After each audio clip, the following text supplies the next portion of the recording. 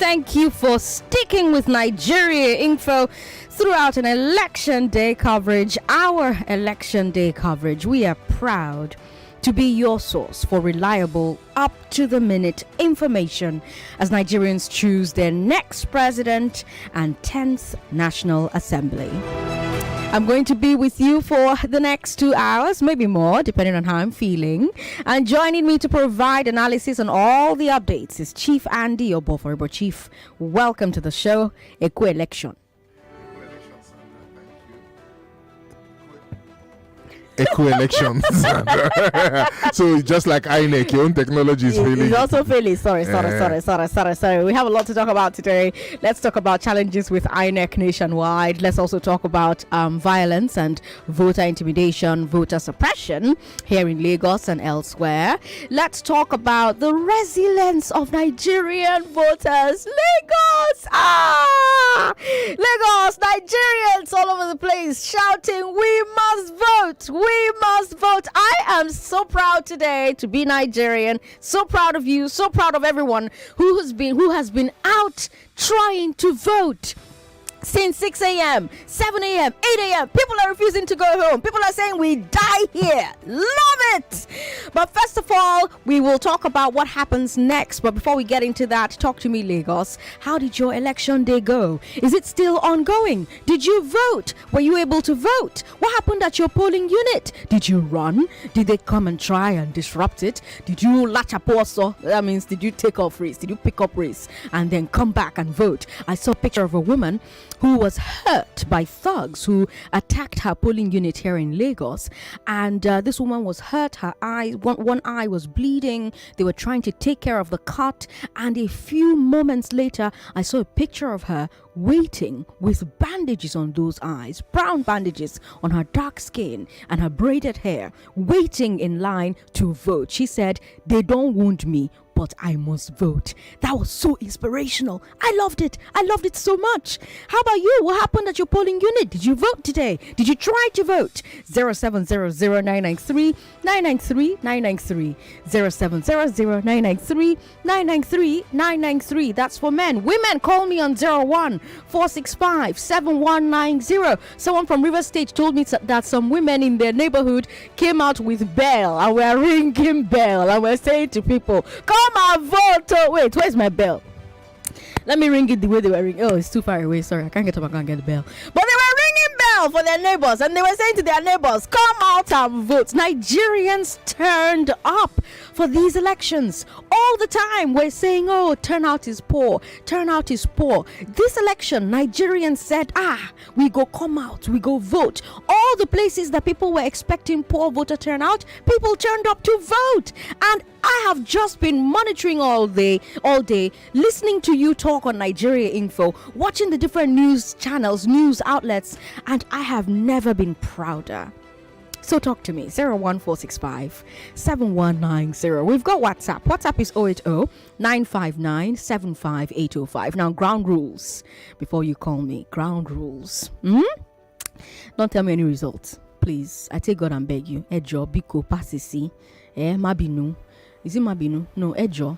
Please don't tell me results from anywhere. Let your body not, choke you so that you tell me any results. Please, I beg you in the name of God. Please, I beg you. Don't tell me any results. Once you do it, you have put me in trouble. Except you don't want me to have work. Except you don't want me to come to work tomorrow and come and cover election for you and come on Monday.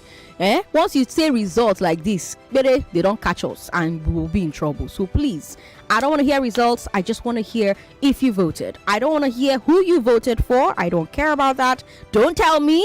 Don't be so excited you tell me. Just let me know. Did you vote? How was voting at your polling unit? Have you voted? Because I understand that in some parts of Lagos, they never see polling unit at all. Places like Alaba, for instance, I was watching on TV, on channels, I believe, or Arise. Right now, they haven't voted, till now. So they're complaining about that. In places like Bayelsa, for instance, they've moved their own elections to tomorrow. In other parts of Lagos as well, elections have been moved to the next day because INEC didn't show up. INEC voting materials did not show up as well. So it's just been different stories for different parts of the country, Lagos, all over the place. And I just want to hear what it was like for you at your own polling unit. WhatsApp 080-959-75805. What is it? Was it a struggle to find your polling unit? Because I know that INEC, carry a lot of people handicapped today.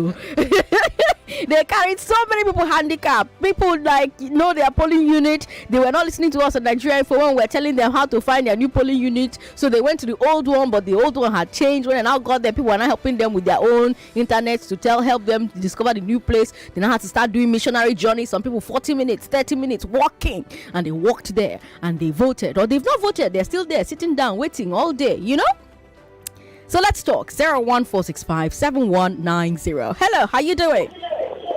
Hello, Sandra. How are you? Good evening. I'm fine. What's your name, ma'am? I'm Chika, calling from Ibadan. Chika, welcome. Did you vote today? I didn't. You didn't? Oh, I'm sorry to hear that. Why didn't you? It's because I relocated and I couldn't change my polling unit. Okay. That makes sense. But I was listening to Nigeria Info this morning. In fact, I started getting angry. They have started, counting, and some polling units like in Surulere, Atikase, Legushi, and so many other places. They said the hoodlums will come and burn the ballot paper. Some they will tell them, if you are not willing to vote APC, then vote. In fact, this is what I've been hearing, because I know I did not go out for voting, but I've been to my radio since morning. Yes, we were getting these reports. Yes. And I'm not happy with the report I'm hearing. People have come out, they suffered and voted, but their vote will not count. Oh, no, that's not true. Their votes are counting, That's not true. Their votes are counting. Chika, thank you for calling. That's not true. So, yes, there were attacks at some polling units by thugs. Yes, there was voter intimidation at some polling units by thugs. But if you pay attention to what was getting attacked, it wasn't the votes, well, in a way, it was the votes, right? But not really like the votes like that. Chief, perhaps you'll help me here? Yeah. So what we keep seeing a situation where these thugs are allegedly trying to steal the BIVAS machines. They're trying to steal the BIVAS machines. Sometimes they're going for the ballots and the ballot boxes. But I think people have seen the nefarious actors, the enemies of the nation, enemies of the people, have seen that the BIVAS is a new choke point. So basically, because essentially the BIVAS machine sets a limit to how much you can inflate votes. If a unit, before the BIVAS, if a unit has 1,000 people, you can thumbprint 1,000 fake votes. But with the BIVAS, if out of those 1,000, only 200 show up and get accredited, the highest you can go is 200 votes. So suddenly the BIVAS it sort of makes things a bit difficult when it comes to rigging elections, etc., etc. So they're going for the BIVAS machines, and I think that's an indicator. The technology isn't perfect, but it's showing that the technology is effective. Because if the technology was useless, you wouldn't see these guys trying to get these machines. I think that's what today. That's one thing that today has shown. 99.3. Hello. Hello, Sandra. Good evening. Good evening. What's your name, sir? My name is Ezekwesili. Did you vote today? I actually voted. Okay. How was your experience? It wasn't a pleasant one. It wasn't pleasant. Where did you vote? What happened there? I voted at Iba New Site. Okay. Under Ojo local government area. Okay. So the INEC officials didn't come on time. Okay. Turn the radio off. Turn the radio off so that we can hear you. Is it better now? Yes, much better. So the INEC official didn't come on time. They came around after 11. Then voting commenced around after 12. Then, due to the high turnout of people, they should be around after 4. Hoodlums who work for Oba Jafo, that is Oba Adesina, or whatever his name is. They started going from polling unit to polling unit, snatching ballot boxes. Okay. and they actually collected or carried away the BIVAS card and the ballot boxes in my polling unit. Okay.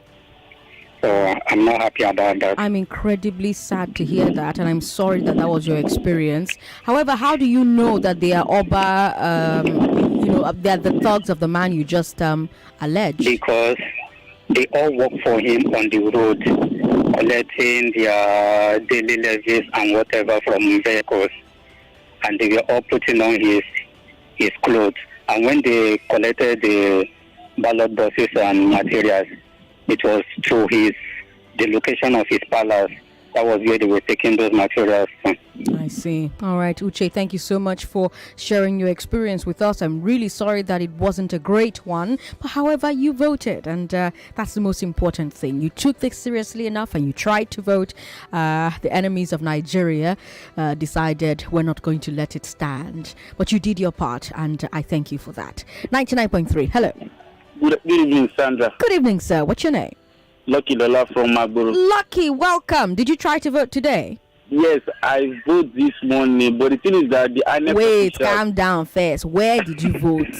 At Magboro Community School here in Magboro. Okay, then tell me about INEC staff. The thing is that these people came late. They came 10 after 12. And it was, very difficult, to arrange people because as I speak, people are still voting. Okay. The reason was that we didn't coordinate ourselves. I called Joyce and I spoke to her. I even gave one of the voters, one of my colleagues there, to even speak with her. The thing is that the process was very slow as I speak now. Okay. And reason is because our people refuse to coordinate themselves. The INEC official said form 2 or 3 lines. One for the pregnant women, one for the elderly ones, and one for other people. But people refuse to comply. And to make it worse, there was no police officer. But when, the thing become crowded and trouble here and there, they were about to fight at a particular time. That's when we now saw some, 3 police officers, one FRSC, one I can't remember the uniform is wearing, then 2 mobile policemen, but they are not with guns, and people were disobeying them. That is the problem at Magboro and community school here. Yes, okay. We refuse to comply with them. And this is a problem that is ongoing at the moment? As I speak now, they are still voting. Okay. All right, but at least they're voting. INEC is there. And the security operatives are there. The process is slow, and nobody's attacking the voting, Abby? Yes, all right. Nobody. We'll chop rice and leave stone. Thank you very much. Thank you very much for calling. 99.3, hello. Hello. How you doing? What's your name, ma'am? Sandra. Ma? This is Meg. How are you doing? Meg, I'm okay. I am so sad, Sandra. What happened? I went to vote close to my estate, Nikon town. Okay. At Iboku to the village. Okay. Polling unit 11. Okay. Everything was seamless. Okay. The youth corps there. Very polite. We were done in less than an hour, 30 minutes. Oh, okay. All for me to get back to my estate. And we were told that hoodlums came and scattered the box. Oh. I didn't want to accept it. I still drove down to my estate gate, parked safely at the gate, and walked down to that unit. And I saw the papers, all the things we had voted. My pain was an 80-year-old woman who they were practically carrying to vote. As she moves one step, they put her seat for her to sit down. All to nothing. But I know that there is God on the throne. Did they? Like I hold on. So before you continue, Meg, I want to find out something very important. Did they announce results before you left?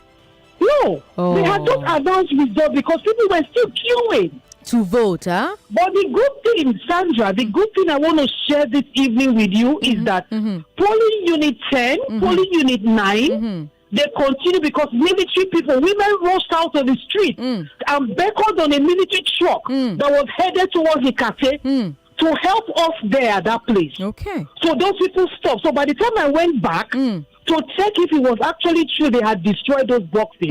I saw the military men, and at the point I asked some of them, I said, "You people are not leaving." They said, "No, they were not leaving because in polling unit 9, there were over 400 people waiting to vote." Okay. And I say to people, if you are popular, then your popularity will show on election day. Not this harassment and suppression of people's votes.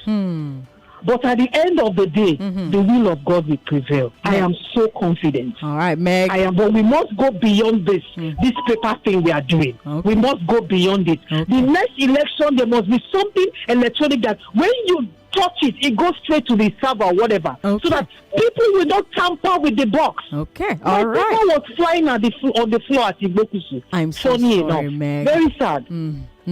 But at least you voted. I'm glad to hear that you voted. I'm glad to hear that it was seamless until we had the enemies of Nigeria attack the process. Let's take 2 more calls and then I'll take your thoughts, Chief, on some of the calls that we've been hearing so far. 99.3, hello. Hello, Sandra. Good evening. Good evening. What's your name, ma'am? Sandra, my name is Ngozi. I'm actually not happy this evening, honestly speaking. I'm sorry to hear that. I'm not happy. Even my children, in fact, they are just running around me because I'm heartbroken. What happened? I left my house 6 p.m. to the polling unit. Okay. I got there. My place is at Alimosho local government, in Sheridan local government primary school. Okay. We had 3 polling units in that center. Then the INEC officials came in around after 1, Sandra. By the time they could set up, they started around 2. As that around like 20 minutes ago, we have more than our own polling unit have the highest number of people. We have over 500 voters, more than the other 2 polling units, because those other 2 have finished. Okay. But we've not even gone half. Okay. You can see over 300 people lying not voted. The next thing, some APC hoodlums, I know them very well because I was chatting with them because I was very, very open today at the polling unit. Okay. So they actually knew. They came to me. There's one particular honorable. They said he has contacted for House of Rep before now. Okay. The guy came in there with some boys. And you know why I'm so pained? Why? A police station, stations at this Isheri is just addressing this polling unit. Okay. There's a journalist there that captured what was happening when they want to disrupt the election. Okay. They told the INEC officials to stop. I went to the guy. I said, you cannot order them to stop voting. We have more than 200 people that have not casted their vote. The guy said, because what they want to do here, that is better they count. I said, you cannot do that. The only thing you can do, I told the INEC guy, cancel this unit. Let us know we did not have an election. Then we can come back for a rerun election. Okay. The guy now said, okay, if I like, let me wait.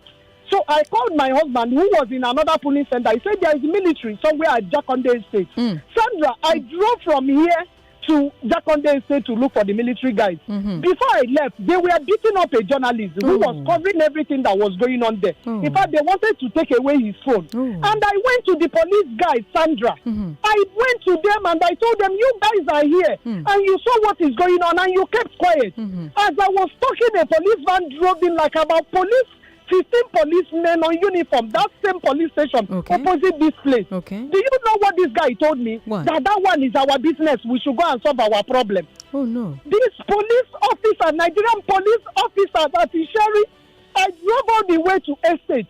When I got there, I never saw any military. Before I could get back to the place, I met the police people driving out from the premises of the polling unit. And some other people beckoned on me because I was actually everywhere today. So some of them have known me. They beckoned on me. Madam, where did you go? These people have pursued all of us. So they are only with the INEC guys there. I went in there. They cornered these INEC officials and they were just printing what they like, Sandra. I just took my car and I drove away and went home. This thing is not funny. It is not.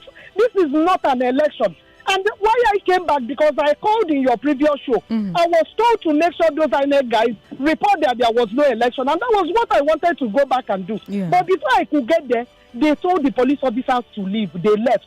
And those hoodlums were alone with INEC. And tomorrow somebody will be counting results on those polling units. Ngozi, I'm so sorry that this was your experience at that polling unit. Sandra, honestly, it is a terrible one. Honestly, if it is how Nigerian election, I don't think I will ever vote. Honestly, this thing doesn't worth it. It doesn't worth it that people will leave their home, and this is what we meet. What was the polling unit the again? security that are meant to secure you, they are there playing along with hoodlums. I know these guys, I can identify them. Is that what it should be? What's the polling unit number? The polling unit number, excuse me, Sandra, let me call it. I think 2. Let me just a minute, please. Okay, that's okay. George. Where's my card? I don't even know whether I've left my card. It's okay. I'm here. I'm right here. I'm waiting for you. It's okay.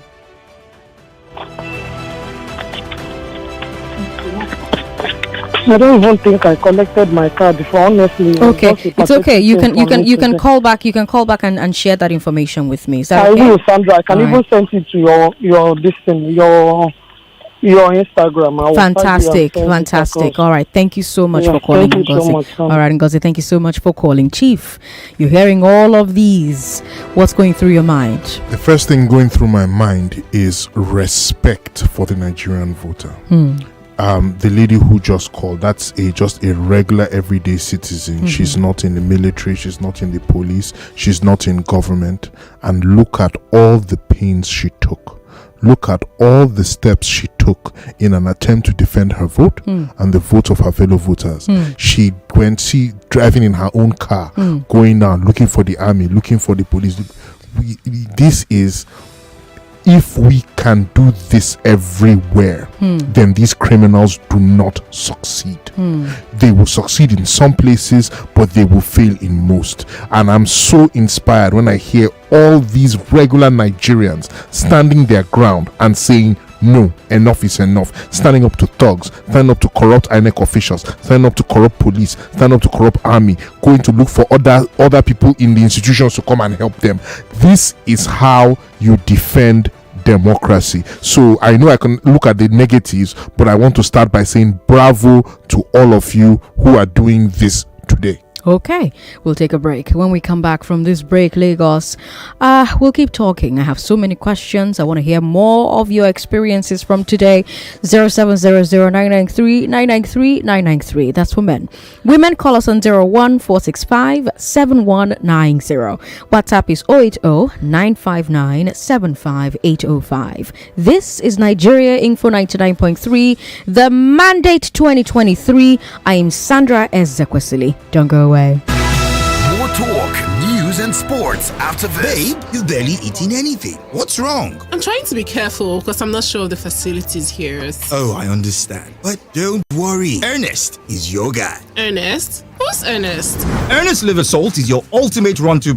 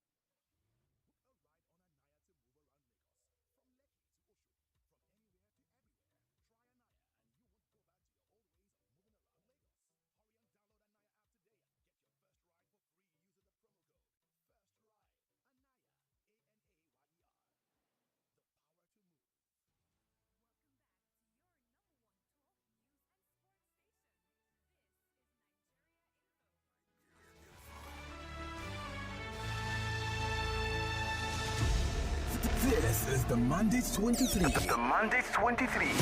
Live. I'm Sandra Ezekwesili. You're listening to 99.3 Nigeria Info, the Mandate 23 here. And I've got in the studio with me Chief Andy Obuoforibo, who is my guest and analyst on today's election coverage. Again, you've been with us since 6 a.m., 5 a.m. really, when Sheriff Quadri started. And now it's my turn, and I'm here with you until 9 p.m. Right now, I'm taking your experience. You know, it's election day. Did you vote? Did you try to vote? What was it like? What was your experience? What did you see out in the field? We've gotten a few reports, and I was getting Chief Obuoforibo's thoughts on those reports before the break. I want to come back to you. Right, Chief? You said, first things first, you respect Nigerians, the voters, who have done everything to vote and defend their votes, right? So that was your first thought. What other thoughts do you have? Thoughts I have, I think what we're seeing here. So first of all, I don't think any of us has any visibility right now on how widespread these attempts at voter intimidation and violence are. So I am being very careful. I don't know if it's very common, or I don't know if it's very isolated. I don't think anybody knows, because unfortunately we don't have enough visibility from either INEC or even the CSOs at a higher level to say, okay, out of the 10,000 units in Lagos, we've had violence in 2,000 or 1,000 or 5,000. So we don't really know. We can't speak on trends, but we know what's happening there. With these levels of violence and intimidation, clearly what you have is whoever is sending these people have a result that they want, and they don't believe that if left to just voting, as we call it in politics, dry voting, that dry voting would yield the result that they want. And so what they're trying to do is impose themselves. Now, vote buying clearly isn't working, at least not in Lagos. It's always easier to buy a vote than to steal we don't one. know. We don't have overview, so we don't know that vote buying isn't working. Well, I guess, okay, so let me put it this way. Vote buying wasn't working in those places where they sent violence. Okay, we can put it like that. We can put it that way. So that's the first thing that we're seeing there. And we're also seeing that there is a level of, let me say, conflict that you don't really have in previous elections. Oftentimes, when you have violence at elections, you notice that the army and the police are either missing or complicit. That is, people don't try violence where they're not sure of the army and the police, usually. Right? But what we seem to be seeing here in Lagos is it's a mixed bag. In some places, the army and the police are stopping them. In some places, the army and police are allegedly not stopping them, or allegedly even joining them. But it's not the whole straight up thing of where the army and police are on looking. So that says to me that this thing is not as clear-cut institutional as it has been in the past. And that, to me, should give hope to voters. I think the main thing that I want to see is that, look, I don't think there's been any election since 1999 where we've not seen cases of voter violence, violence against voters and voter intimidation. We have not seen. We have seen cases where, in spite of voter intimidation, in spite of violence, voters stood up and defended their votes. We have seen that. So it is possible. And if it is possible, I'm just urging Nigerian voters to do it. I'm not asking you to do the impossible. I'm asking you to do the possible. And that means stand up and defend your votes. I don't think anybody who has a problem with anybody saying that, well, then you're an enemy of Nigeria. Is it wrong to ask Nigerians to protect their votes? Well, protect your votes within legal boundaries. Sure, within legal boundaries, yes. So stand your ground, call the police. Look at that lady, the lady you were talking about, who, after they injured her, she came back to vote. She said, all they can do is disfigure my face, but they can't stop me from voting. Now, that's what you call passive resistance. What do you think is responsible for this? I don't know. Have you seen this before? Because not in Nigeria. You're the perfect guest, because you are a voter. You've been a political operative, you've been a political candidate, you've been a political observer. So you have seen elections from different perspectives, through different glasses. Have you seen this before? Not at this widespread nationwide level that we're seeing now. Not at the Nigeria level, but I've seen it in local elections. People act this way when they are invested. When people believe that their votes matter, and when people have a preference, this is how they act. The biggest problem up with Nigerian voting elections has been voter apathy. Now, when I say voter apathy, I'm not saying that's all the voters' fault. Okay. Part of the apathy has been that voters don't trust the system, they don't like the system, they don't like the candidates on offer. Oh, they're going to do what they're going to do. There's been a lot of that happening. That's why turnout keeps getting lower and lower. True. But what we've seen, and I think we can share the credit out in many places. Part of the credit belongs to INEC. I think things like BIVAS, so electronic accreditation, electronic transmission, have gone a long way to make people say, well, maybe my vote will count, right? When people now have hope that their votes will count, that allows them to have hope about other things. Then that means I can think more about who I vote for. And if I think more about who I vote for, maybe I start to get invested, I start to believe, I start to hope, and then that makes me gives me resolve, right?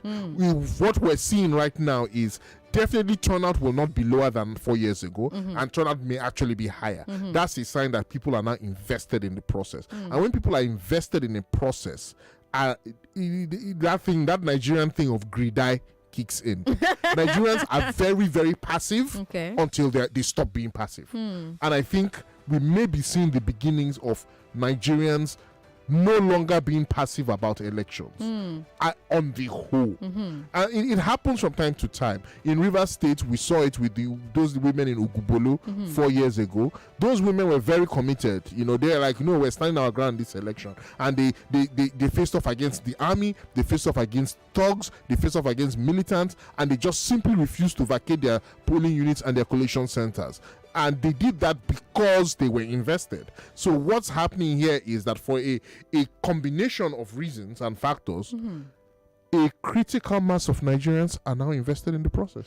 Now, as you can hear from your calls. Back to the violence, I was watching, I think it was Arise, where the Oba of Elegushi was interviewed about the violence in front of his palace. And he said that he wasn't aware that he was sleeping, that they just called and told him about it. But he also has a complaint that they're going to take it up with INEC. That how can INEC just move people to polling units that are not really their polling units, that they just woke up and they started seeing strange faces, that these people don't live here, they don't know these faces, these strange faces, but that's where he left it. He didn't go further to say, oh, because we saw strange faces we had to defend our neighborhood, or because we saw strange faces we were concerned for our security. It just essentially ended at, who are these strange faces? They don't live here. How can you put someone's polling unit somewhere where they don't live? In fact, after the election, we're going to take it up with INEC, and that's where he left the interview. So you hear an explanation like that from the authority figure in that community. You're a chief yourself, you're a chief of a community yourself, or a walk-in house yourself. You hear that from the authority figure in that community. What are you thinking? Well, let me speak for myself and how I respond when things like that happen. If I am asked about violence in my community, and I want to believe that I want to believe that His Majesty was speaking accurately when he said that he was not aware and he was asleep. Okay. Fine. Now, that's the answer I will give. I was not aware. I'm just finding out. We are going to go and find out what happened, and I would end it there. Because if in the same breath and in the same speech band, after saying, oh, I don't know what about the violence, but oh, by the way, who are all these new faces? What I am implying is that those new faces that I'm complaining about, there's a connection between that and the violence. So the implication that, well, my people attack them because we won't accept new faces, or is the implication that, oh, these new faces are the ones doing the violence? But either way, that thing about new faces is now tied to the violence because the Oba tied it. And my own view of that is this. First and foremost, no Nigerian is a new face. Okay. No Nigerian is a new face anywhere in the country. Okay. It is not written in the constitution of Nigeria that before someone can come and vote in Rivers State, Okrika local government area, Ward 5, Ukuchiri, my ward, that I, the chief, should know their face. Okay. It's not written anywhere. Okay. Every Nigerian has a right to vote anywhere. Those people came and registered to vote. Okay. They came to the physically and registered to vote during CVR. Even if they didn't come during CVR and maybe they voted or they registered online, transferred their registration online, during PVC collection, they came to Elegushi and collected their PVCs. Right. Were they still unknown faces at that point? Right. And again, it is not the Oba's right or my right as a chief to decide who qualifies to vote in a polling unit or not. Okay. INEC decides that. Right. And once INEC has decided that, those names are pasted. The names are pasted at the polling unit. Anybody whose name is posted at the polling unit, by virtue of that, and they're being a Nigerian voter, they are no longer a new face. This is 2023. We should not be talking like this is the year 1214, when, oh, are you from Abeokuta? We don't know you from here. Your tribal mark is different. We'll kill you. We are not going to talk like that here. There is no new face in Nigeria. We are all citizens. We are all voters. We vote wherever we register, and it's as simple as that. I should mention, by the way, that as at 5:44, the polling unit at Dawan College was just about to start voting. So voters had to go to the rack center to pick materials and INEC ad hoc staff by themselves, because they've been waiting there since 5 a.m., 6 a.m., 7 a.m., 8 a.m. for some people. INEC hadn't come, so the voters had to organize themselves and go to the INEC center and pick up INEC staff. What do you think when you hear a story like that, Chief? See, again, this is I keep twirling, even though it's not the national anthem. I have my two hands up for the Nigerian voter, because these people are not letting, whether it is error or whether it's incompetence or whether it's corruption or whether it is malice from INEC, they are not letting it get in the way of their vote. So materials didn't come, we will go to the rack center and bring out the materials. And that is an indictment of INEC. Okay. It is an indictment. We make the joke and we always say, oh, in Nigeria, there is a Ministry of Power, but I have gen to supply my own power. There is Ministry of Works, but I'm doing my road in my compound for my own road. There is Ministry of Water, but I dig my own borehole. Well, now there's an INEC, but I'm going to the rack center to bring my own electoral materials. Is that the point we've gotten to in this country? But what I like is that the voters didn't say, well, the rack votes, the materials didn't come. Oh God, they have frustrated us again. Oh, I hate this. I'm never voting again. These people went to the rack center to get their own materials. Now, everybody in INEC, like Mahmoud Yakubu, should hear about this and heads should roll. But part of the problem is that heads won't roll after this. Who is the logistics person in charge? How can that person still have a job when it got so bad that voters had to leave the polling unit and go to the rack center? As a voter, you shouldn't even know where the rack center is. But it's the same kind of dysfunction we see. It's the same way that you go abroad, a place like the US or the UK or anywhere like citizen doesn't know what a transformer is. They don't even know where the transformer in their neighborhood is. But all of us know our transformer. You know where your transformer is. You know how many phases are coming. You know which phase. Is it the phase from Jack Conde? That one is not good. Why do you need to know this? Because the people whose job it is to handle that stuff behind the scenes are not doing their job. It's the same thing here now. So now we've now had to expose the skeleton of how an election works to start going to rack center to pull materials to help us vote. Let's come back to the phone lines. 0700-993-993-993. That's for men.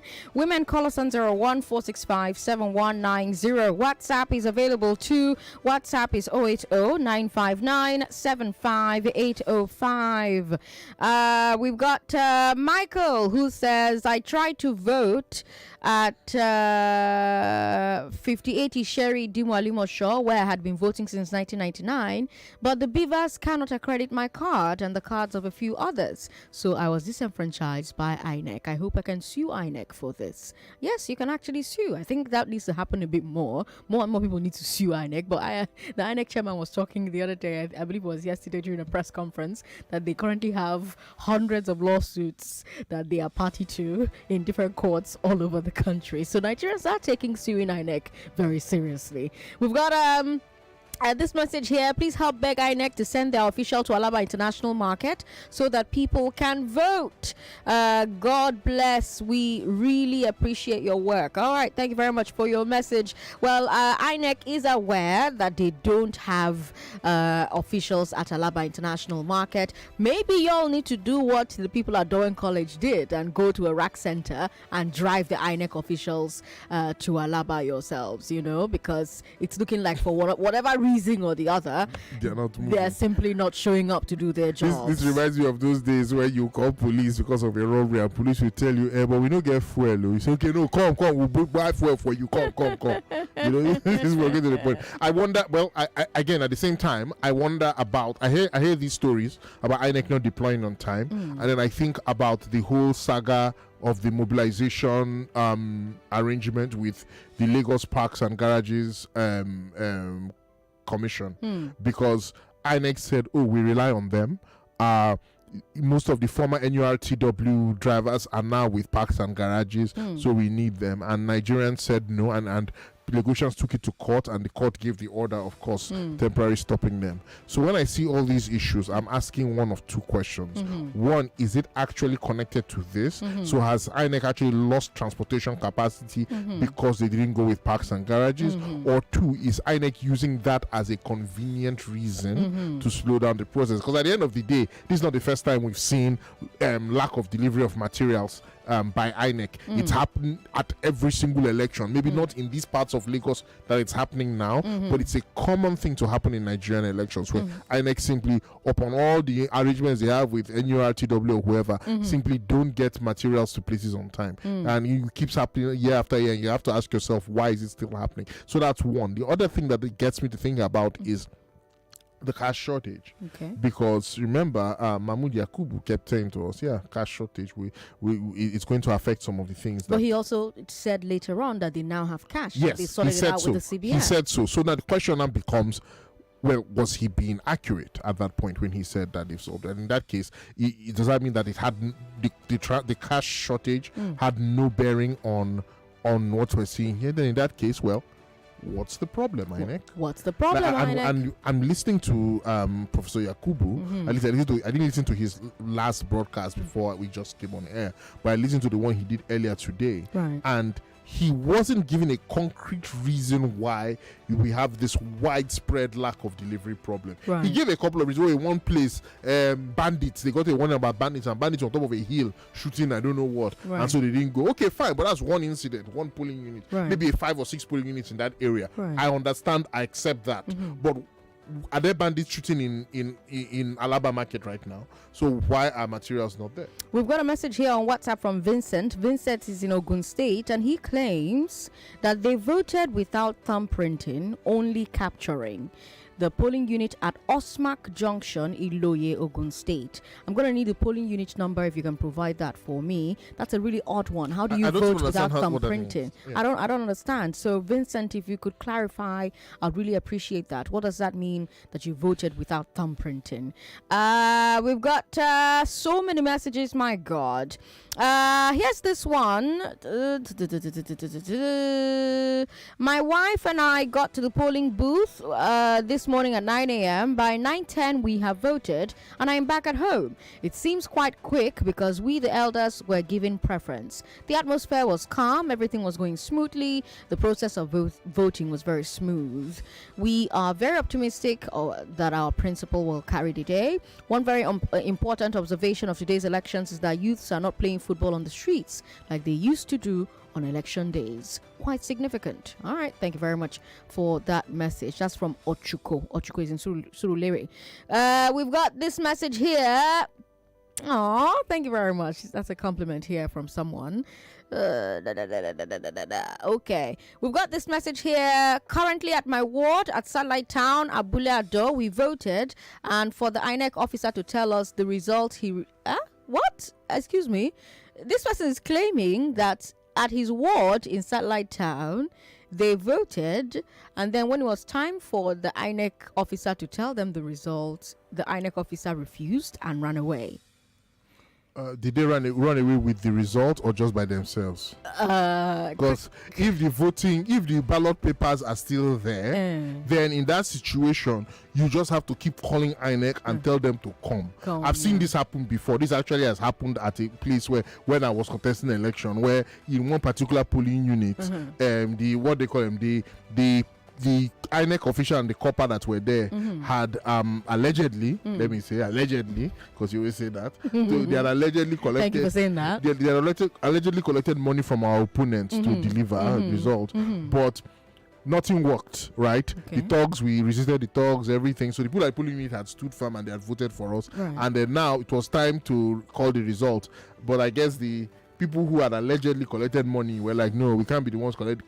So they ran away. Okay. They ran away, but we prevented them from leaving with the ballot papers. Okay. So from that point on, I now started, when they gave me I wasn't there. They now gave me the report. So I now started calling the EO, the INEC EO for for the LGA and saying, look, in this ward, in this unit, the materials are there, safe and sound. Even there's a policeman there, but the INEC people have run away. Your people, so please send other people. And eventually they came. Christopher, you're gonna have to give us a bit more information, okay? It's not enough to tell us that the INEC officer ran away instead of telling you the result. I need a bit more detail. I need a bit more detail. So did the INEC officer bring out polling ballot sheets and count 1, 2, 3 like is being done in other places? Did the INEC officer carry the ballot boxes and the results and the BIVAS and flee? Did the INEC officer just flee by themselves? I need a bit more information, and I'm also going to need the name of the polling unit. So again, if you're going to give us reports, give us the name of the polling unit, the local government area. If you have the INEC polling officer's name, go, give us their name as well. Try as much as possible to be as detailed as possible with the reports that you're sharing. And another thing that would be helpful is to give the stage voting had gotten to. Was it before accreditation? Was it at accreditation and in the middle of accreditation? Was accreditation over? Or was it had voting stopped? Those are the stages. And then had votes been counted and had the result been announced, and then the final stage had the results been transmitted. It's very important that we know which stage.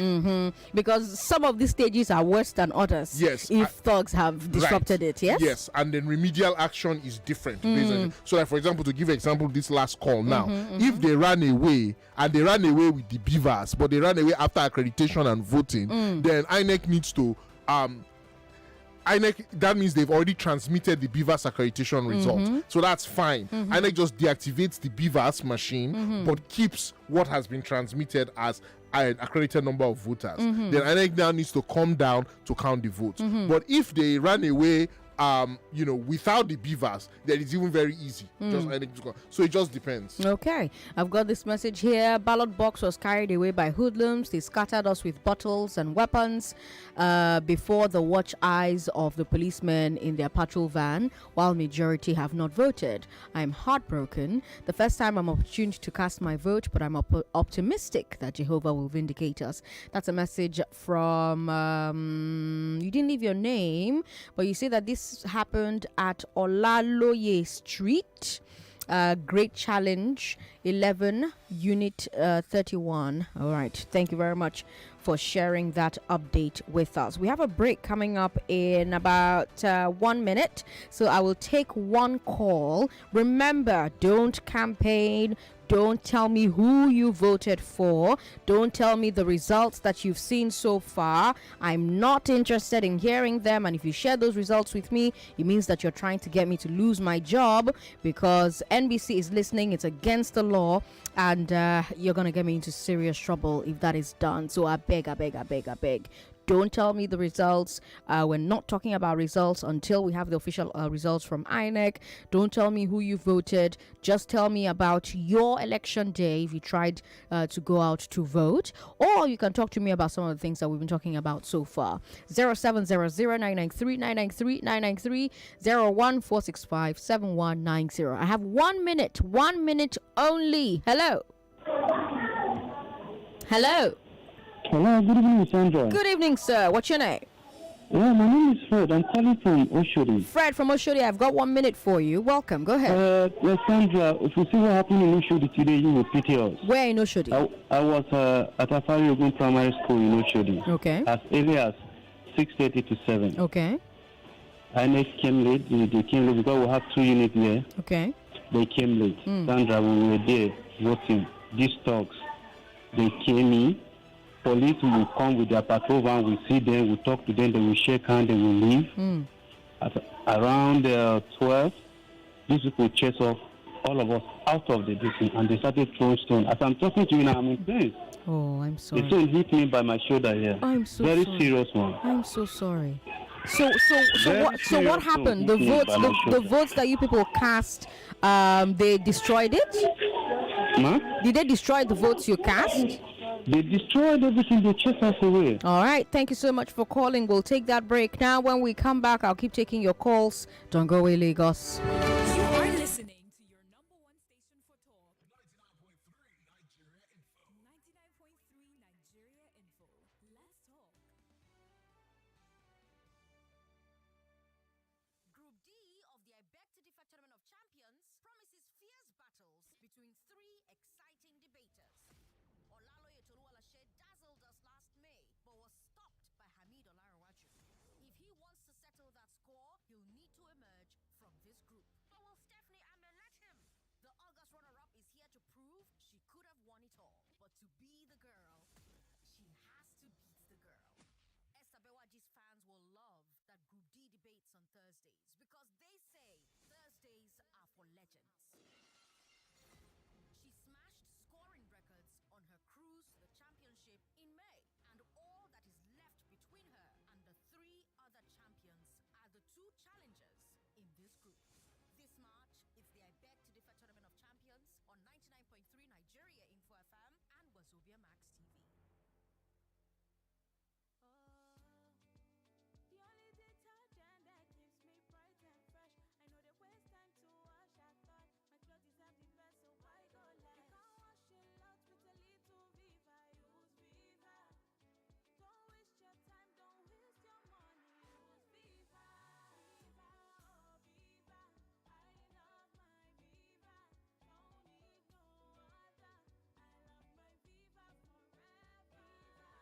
Viva. I love my Viva. Don't need no other. I love my Viva forever. Viva, oh Viva. I love my Viva. Don't need no other. I love my Viva forever. Viva, I love my Viva. Don't need no other. I love my Viva forever. Viva detergent, a quality cleaning powder from Aspira. Golden Moon, so special to us.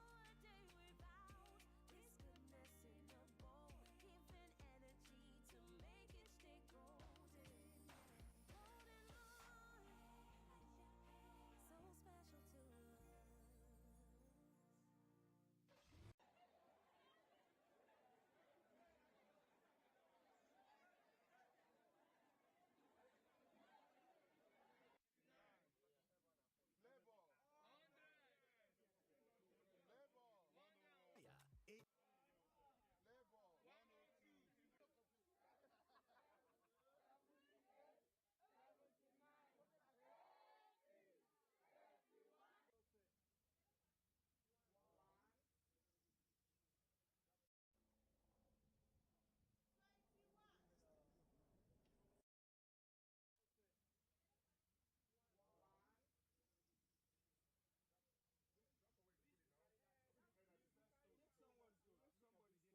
in the bowl, giving energy to make it stay golden. Golden Moon, so special to us. Maybe a little later. Let's see how I feel. And we are taking a look back at the day that we have had. We've heard multiple reports of violence, voter intimidation, and attempt to suppress votes. We've heard of INEC showing up late to some places, early in others. We've heard of some people who have been able to vote, complete the voting process. Their results have been counted. We're also hearing now that INEC staff are unable at the moment to upload some of the results on the server. And we have people who are also checking the INEC portal, the IREV portal, and we don't have results uploaded yet. I'm guessing that that's going to start happening in a few minutes, in a few hours, as more votes are collated, more votes are announced, more results, are collated, more results are announced in different parts of the country. But again, the ground rule for the show: we're not announcing results here. Do not do it. Don't tell me who's winning where. Don't tell me who won at your polling unit. I don't need that information. The only results allowed on air on this show, the results from INEC itself, so that NBC will not call me after the show and say, "Madam, we're gonna fine you 5 billion naira." I don't have 5 million naira. I'm a journalist. We're broke. Thank you so much, ladies and gentlemen. In the studio with me is political affairs analyst Chief Andy Obuoforibo. He's here with me, and we're talking about the day we've had. We've talked a little bit about the challenges. We've talked a little bit about the violence and voter intimidation. We've talked a little bit about the resilience of Nigerians. We're going to talk about so much more. We have from now until 9 p.m. I'm going to come back to the phone lines now and take your thoughts like I promised. 01465 7190, 01465 7190. That's for women. 0700-993-993-993. That's for men. On Twitter, Jeffrey's Hub says, "In my polling unit, elections were peaceful and there was no violence. Votes have been counted and announced, but it's yet to be uploaded on the INEC Nigeria server. But I was able to take pictures of the result sheets." All right, Jeffrey's Hub, thank you very much for sharing that report with us. Do we have a few more tweets that I can take just before I come to the phone lines? Staffism on Twitter says, "We were accredited without thumbprinting." Oh, that's the same message that I got. Oh, no, this is a new one. "We were accredited without thumbprinting at polling unit 38, Iwere King 1, in front of Mayfair Garden, Awoyaya, Ibejuleki local government area.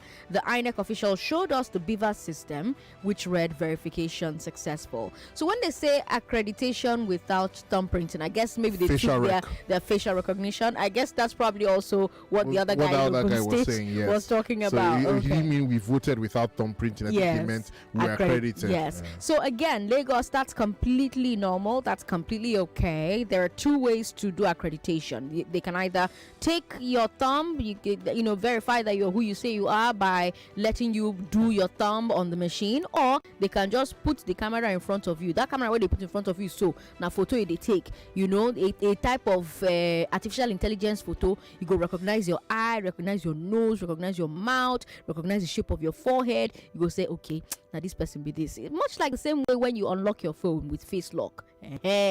So when you want to unlock your phone with face lock, it's that same. That's for those of you that have smartphone. Those of you that don't have smartphone, I don't know how to explain it to you.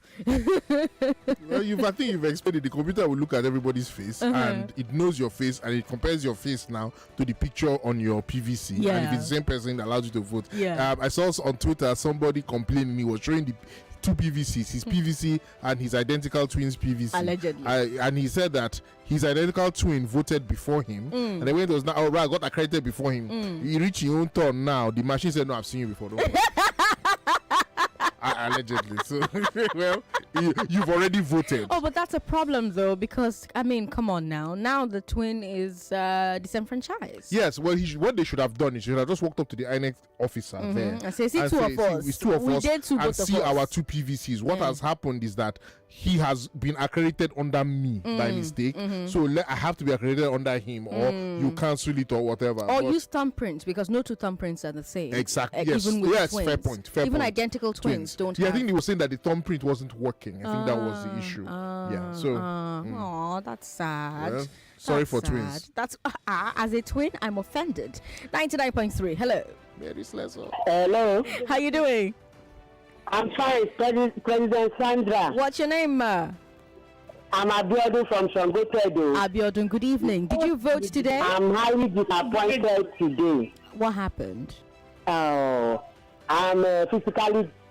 I have physically challenged. You're physically I'm challenged? a physically challenged person. Okay. But that as a Nigerian, I took my time, wake up 6 o'clock, and get up, cook everything, and take it to my polling unit.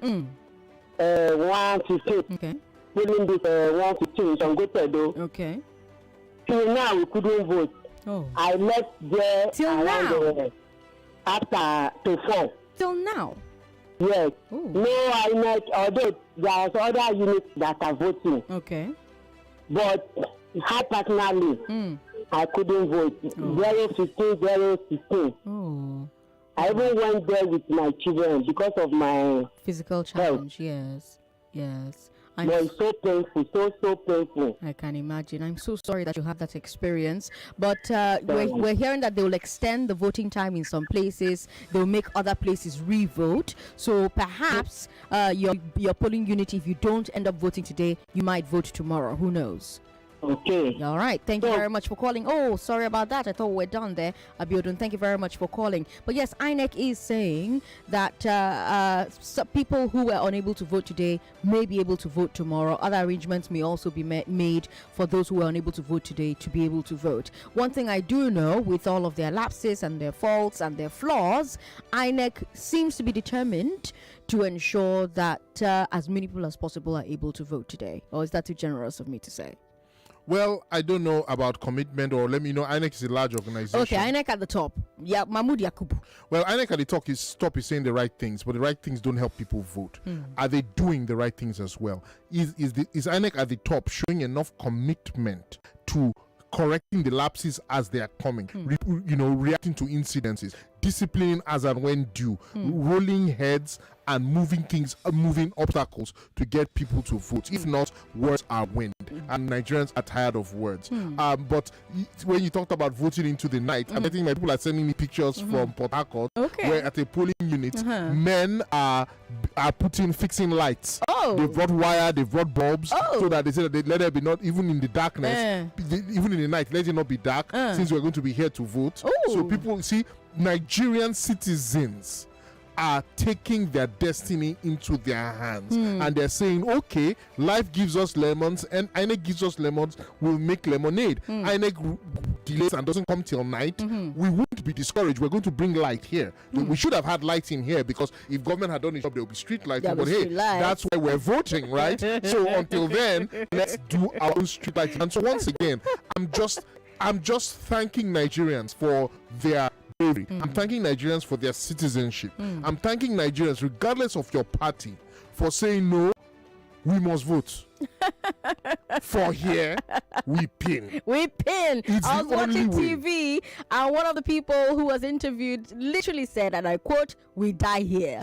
That is it. That is the attitude you need to take in the face of these things. This is the thing that the Nigerian political elite have known for years, or assumed for years, that Nigerians will never do this. That if you make it inconvenient enough, Nigerians will get tired. And go home. And look, I think, and for every place where the BIVAS has not yet uploaded or transmitted the results, voters, please stay there. Stay. Okay. Stay. Okay. Until those results are transmitted. And if they say, we can't transmit from polling unit, we have to go to the collation center, follow them. I was reading somewhere that when they wanted to transmit, the INEC staff said, we don't have internet. Everybody switched on their data. Said, Yes, that's been happening. People have been giving INEC hotspots to transmit. So what are we saying? You should have come. After all, they told us that it can work everywhere. So what are they now saying? All right, let's go back to the phone lines. 99.3, hello. Oh, that's unfortunate. Sorry about that. Call us back if you can. Hello, good evening. Hello, good evening, Sandra. Good evening, ma. What's your name? My name is Felicia. Felicia, how are you? I'm good, thank you. I remember you told me you must vote today, by God's grace. Yes, and I did voted. Okay, how was it? Good. But later, I'm not happy with... since 5 a.m. I've been listening to Nigeria Info. Okay. So, but with the results coming in, with how people are complaining, it is too much. Yeah. and which is not good. Yeah. I think, Sandra, is there any consequence for all this problem that is happening pertaining to the peace accord that they are signed? And all these problems are arising now. What is going to be the consequence of the party that their followers are doing all these things? Are they going to go scot-free? That's a great question.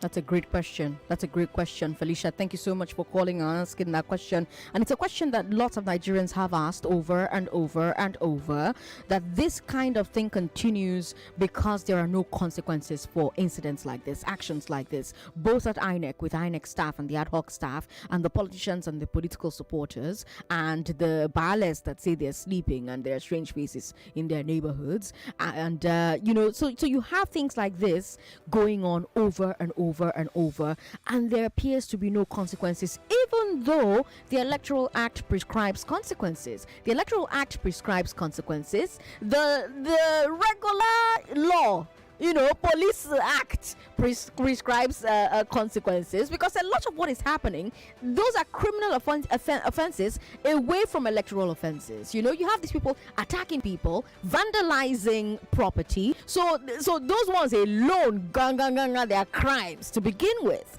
Do you think we're ever going to get to a point where consequences exist for actions like this? The problem we have is that prosecution is the government has a monopoly on prosecution. Okay. So even after somebody has committed a crime like this, if it was usually where we the people can go and prosecute them ourselves, carry them to court, appoint a prosecutor and do it, then these people will be facing consequences. But now governments themselves, especially because always remember, every president and every governor is thinking about the day he will need to rig or she will need to rig.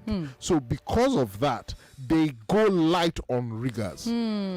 Because, okay, you rig against me today, but tomorrow I go get chance rig. So they don't want to go strong on riggers in terms of using the penal code, going about it through the rule of law, like through the laws. Then now, okay, even if you don't do that, now INEC, for example, can punish its employees and its ad hoc staff who do the wrong thing. But INEC has shown itself time and again that it doesn't feel it. There's no incentive for INEC to do it.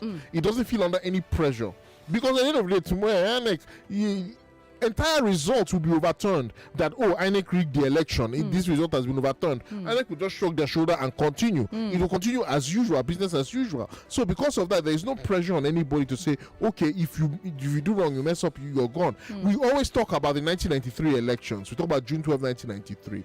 People forget that Babangida, he was very mercurial, and part of the things he did, like, he banned a lot of people. Let me start there.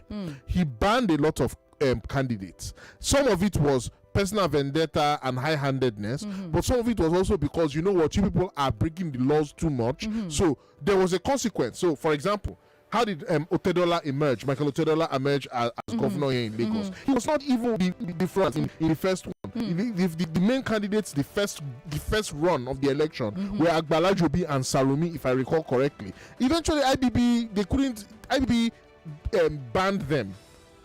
Yes. Like, he cancelled the first set of elections, called for new elections in Lagos, and banned Agbala Jobi and Salome from contesting. Right. Then, that's how Otedola emerged. In Rivers State, we saw the same thing. In Rivers State, the first set of elections,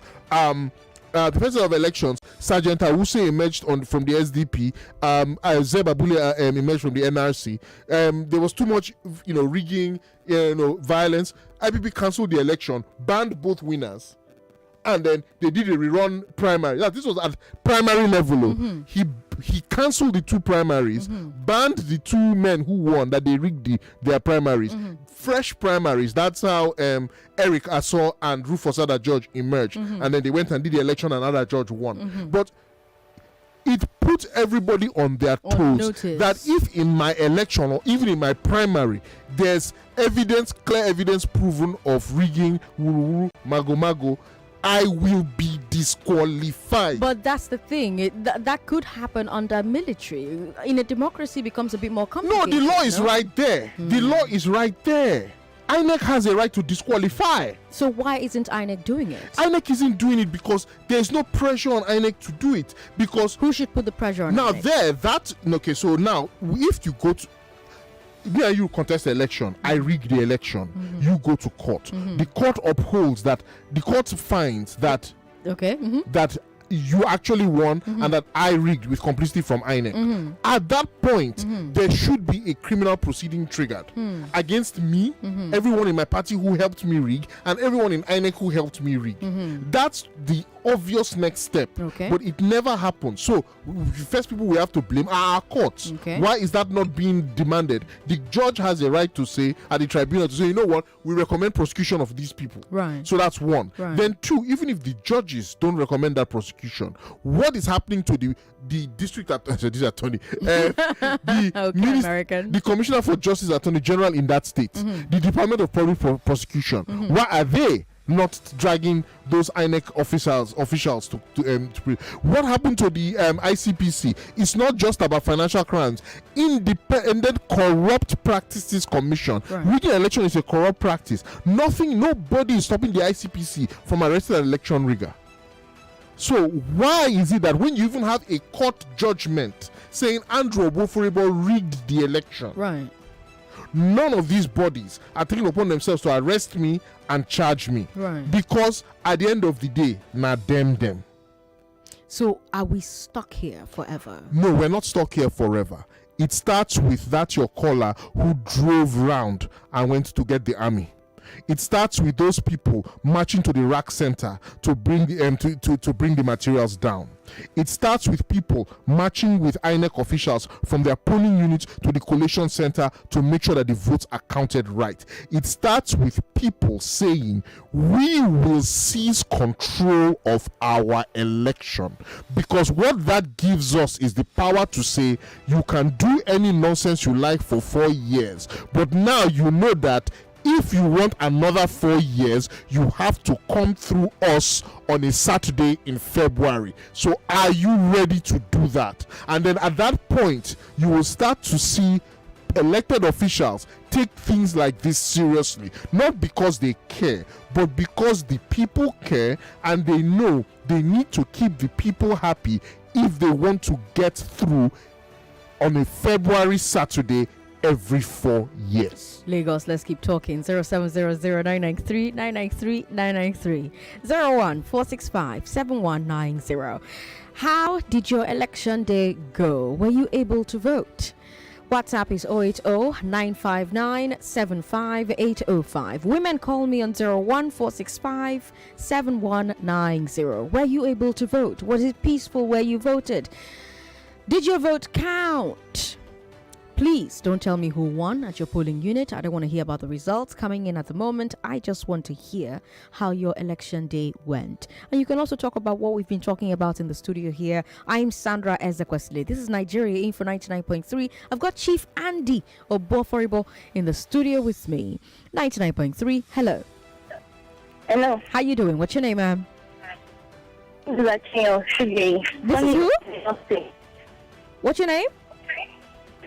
The companies I went today, we did the election, but along the line, some guys came up and took the ballot and box. Okay. What was the polling unit? Ma? What's the polling unit? Ijesha. Primary School. Okay. So you all voted. At what point did they come and collect the ballot box? Had they counted results? I was not there when they counted it. So by going back, I saw people running. They said they've already taken the ballot box. Okay. Okay. So, but you don't know if they had announced results before they carried the ballot I don't box? know. Maybe if they have announced. You don't know. Okay. Well, thank you so much for calling and thank you for going out to vote today. 99.3. Hello. Sorry about that, sir. Call back if you can. Good evening. Hello. Good evening, President Sandra. Good evening, sir. What's your name? Yeah, this Friday from Igbeleri. Friday, did you vote today? Yeah, I tried to vote, but I did not vote. But I'm currently calling you from Ilekbu Aruromi to Badagry Expressway. Okay. Then we got there because I did my transfer. Then I got there. I go to Police 04 at Ilekbu. They said that we should go to Police 01 at Aruromi. and it was quite a distance. But actually, they provided the bus, so those of us that could not trek, then we got there. Okay. It was the same thing. I went to Kwafo Unit 02. Okay. It was the same thing, but at 04, to my greatest surprise, the INEC official, they arrived early. Okay.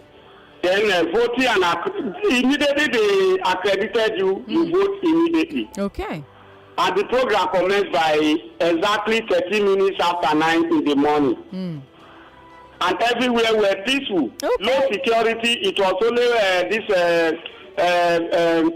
civil defense, force, a young lady that was there. But I'm glad to hear that. everything was peaceful. Everything was peaceful for Friday. Everything was peaceful. Everything was peaceful. It was as peaceful as anything. Okay. We behaved ourselves orderly. There was no violence. No violence. Thank you very much for calling Friday from Igbolering. I appreciate it, and I loved hearing that good news. That's the first one. 99.3. How you doing? Can you hear me? Yes, I can. What's your name, ma'am? Yeah. Good evening. Good evening. My name is Chinenwa. Welcome, Chinenwa. Did you vote? Sandra, what thing I see today, my mouth no fit talk am more. Still talk am. Still talk am. I sustained injury. Oh no. Although the INEC people, they came on time. Exactly the time. Everything is in a interior ward. Okay. 019 and 016. That is the Rio Primary School. I think somebody have called now. Okay. Yes, Rio Primary School. That's where I voted. Okay. So immediately we started accreditation and voting. I'm voting. So, yes, at the same time. So it remains more people up in the queue for us to start arranging as in people that are in the queue were not much. So all of a sudden we started seeing all these small boys. They just came there. They were doing as if they want to fight. More time they now go. And the chairman of that place come within thought. Before you know it, he now left. Immediately the chairman left, we now see the same motor that chairman drive to come. The same motor that those thugs used to come. And started shooting. Oh no. So people were running. Hello? Oh, I'm hearing you, yes. People were running hectors scatter. Okay. So I was beside the ballot. I was very close to the place that voting. Okay. So I couldn't run. I just lie flat on the ground. Oh my God. So I don't know if I'm running, the bullet to hit me. I just lie flat there. That's a smart way to do it. That was very smart of you. Well done. I just lie flat because people that is running, I don't know whether the bullet will hit me. Hit them, yes. I was there. Yes. I was there. I was shaking. So they carry the ballot box. They use keke and come with that ballot box. They carry the keke and put the ballot box inside. Okay. So I'm policemen there. When I came, initially in the morning that I came, as in the first time that I came there, they were armed. But when you see now, one of them, they don't have any gun again. Don't know how they drop their gun. All of them run and enter inside. Me, that is a woman. The only woman that lie flat there. All of them run and enter inside the school. So some people go up and stay. Some people lock themselves inside. So when these people gone, when they must have left, before the policemen started coming. And they want to carry the box and put inside their keke. So they were struggling to put the ballot box. When they saw the policemen coming, they left the box. And the policeman was very close to them. That's a close target to shoot them, but the policeman couldn't shoot them. He was just looking at them. You understand? I was like, is it that these two people are working with this house? You know that policemen don't carry arms on election day, so maybe that's... these people that are patrolling, they carry arms. So those patrolling, those ones that is on patrol, yes. So immediately that what happened. They now left the box. Although they passed everything, but they left it and run. So before we now invited the military men were there until the end of the process. They started counting. Yes. Nobody voted again because people are afraid. The people are scattered. So I was there. Want to know how they will count it. They started counting. You understand? Then after the counting, I was there to know whether they will call the result. But when I left is when the military men started leaving because they have already arranged everything and the INEC official have started going. So you left. So you left before you know whether they announced results, huh? left before the Okay. announcement of the All right. Chineye, thank you so much for calling. It was very smart of you to lie flat when they were shooting. That was very smart. And thank you for going out to vote today. And thank you for sharing your eyewitness account with us. Rashid on Facebook says, I was at a polling unit that was assigned to me by INEC. I was with my PVC, but my name was not on the voters register and BIVAS couldn't confirm my name. I'm seriously disappointed. Rashid, Chief, we have had so many people with this complaint. Kate Henshaw, one of them, got to her polling unit. Her name was on the wall. Her picture was right there. She could see that on the website of INEC, this is where I'm supposed to vote. However, BIVAS was telling her, voter not found, data not found. What happened there? You're a tech guy. What happened there? Any number of things could have happened there. One, could have been a glitch. Two, could have been that somebody had her removed. Because remember with the underage voters, INEC said, we're gonna remove them. Yes. So that could have happened. Okay. So any number of things. I don't want to speculate. I can't speculate. Okay. It could be a technical issue. It could be malice. Right. It could be just be that in that moment Right. BIVAS couldn't cool up the result. In which case, try again in a little while. Right. You remember, like sometimes like Twitter fails, fail whale. How you doing, sir? What's your name? Yeah, Good evening. My name is Dan P. from Igondo. Dan P, I've got 1 minute before I have to take a break. Go ahead. Yes, it was peaceful at Ikotu. Okay. What happened was that these guys, they came with their weapons, trying to chase us out. Okay. But we said no, and we fought them. Even they even stabbed me. Oh no. They injured me. Oh no. So if I would have died now, is it INEC that will raise me up from my bed? Oh no. So the police should have been armed. That's the thing. That's the thing that I don't like. Okay. We chased these boys out, but they stabbed us, they wound us. Oh. But at the end of the day, I voted. But now I voted with wound. Who's going to treat me? Is it INEC? So that is it. Nigeria should try. But have you and step gotten up. treatment? Have you gotten treatment?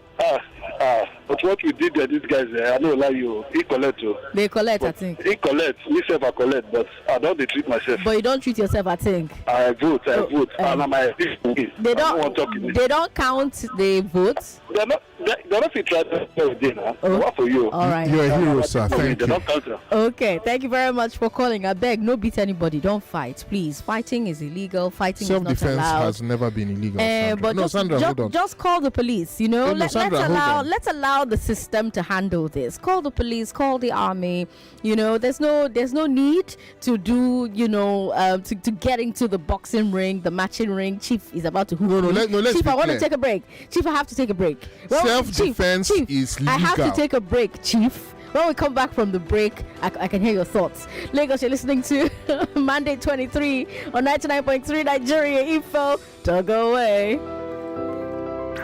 We report, you decide. Topical conversations that matter to you. There are people for personal, religious, whatever reasons who do not want to take a vaccine. And I think they have the rights. They cannot go to stop insecurity. It's to force people to take vaccine. Let them come and kill me. I can never take it. 99.3 Nigeria Info. Let's talk. The race is on, and Nigerians will decide. People's voice and verdict. They are not going to the war. Nobody is collecting from anyone. I have been in a polling unit where the INEC officials.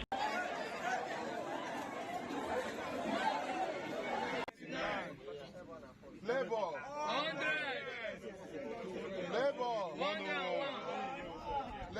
102.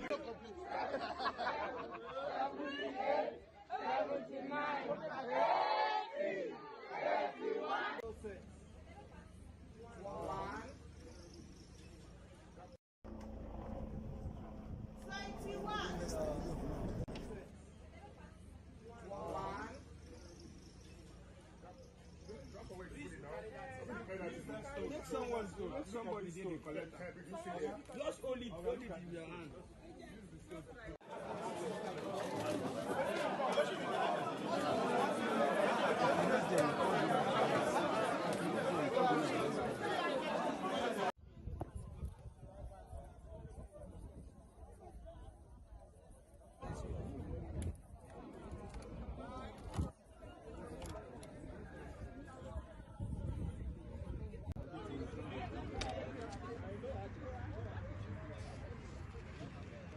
use this information for me. No.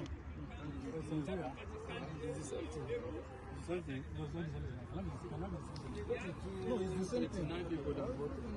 Okay, this information. No, it's not everything. Maybe it's a vote.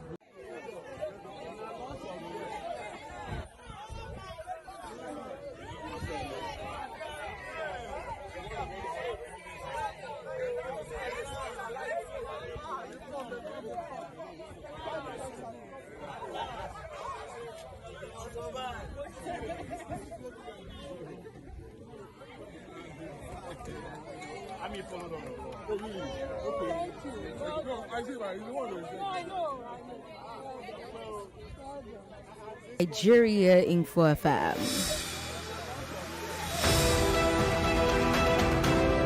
I've got in the studio with me Chief Andy Obuoforibo, political affairs analyst, on his days off. On most days, he works in tech.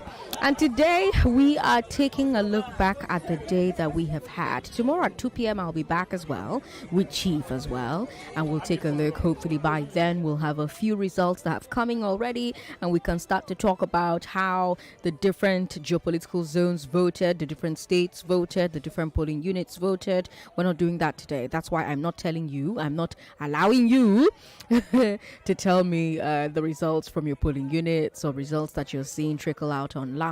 Because the law says we have to wait for INEC. As media, we have to wait for INEC. INEC is the only. So please don't get me into trouble. I take God and beg you. Thank you very much.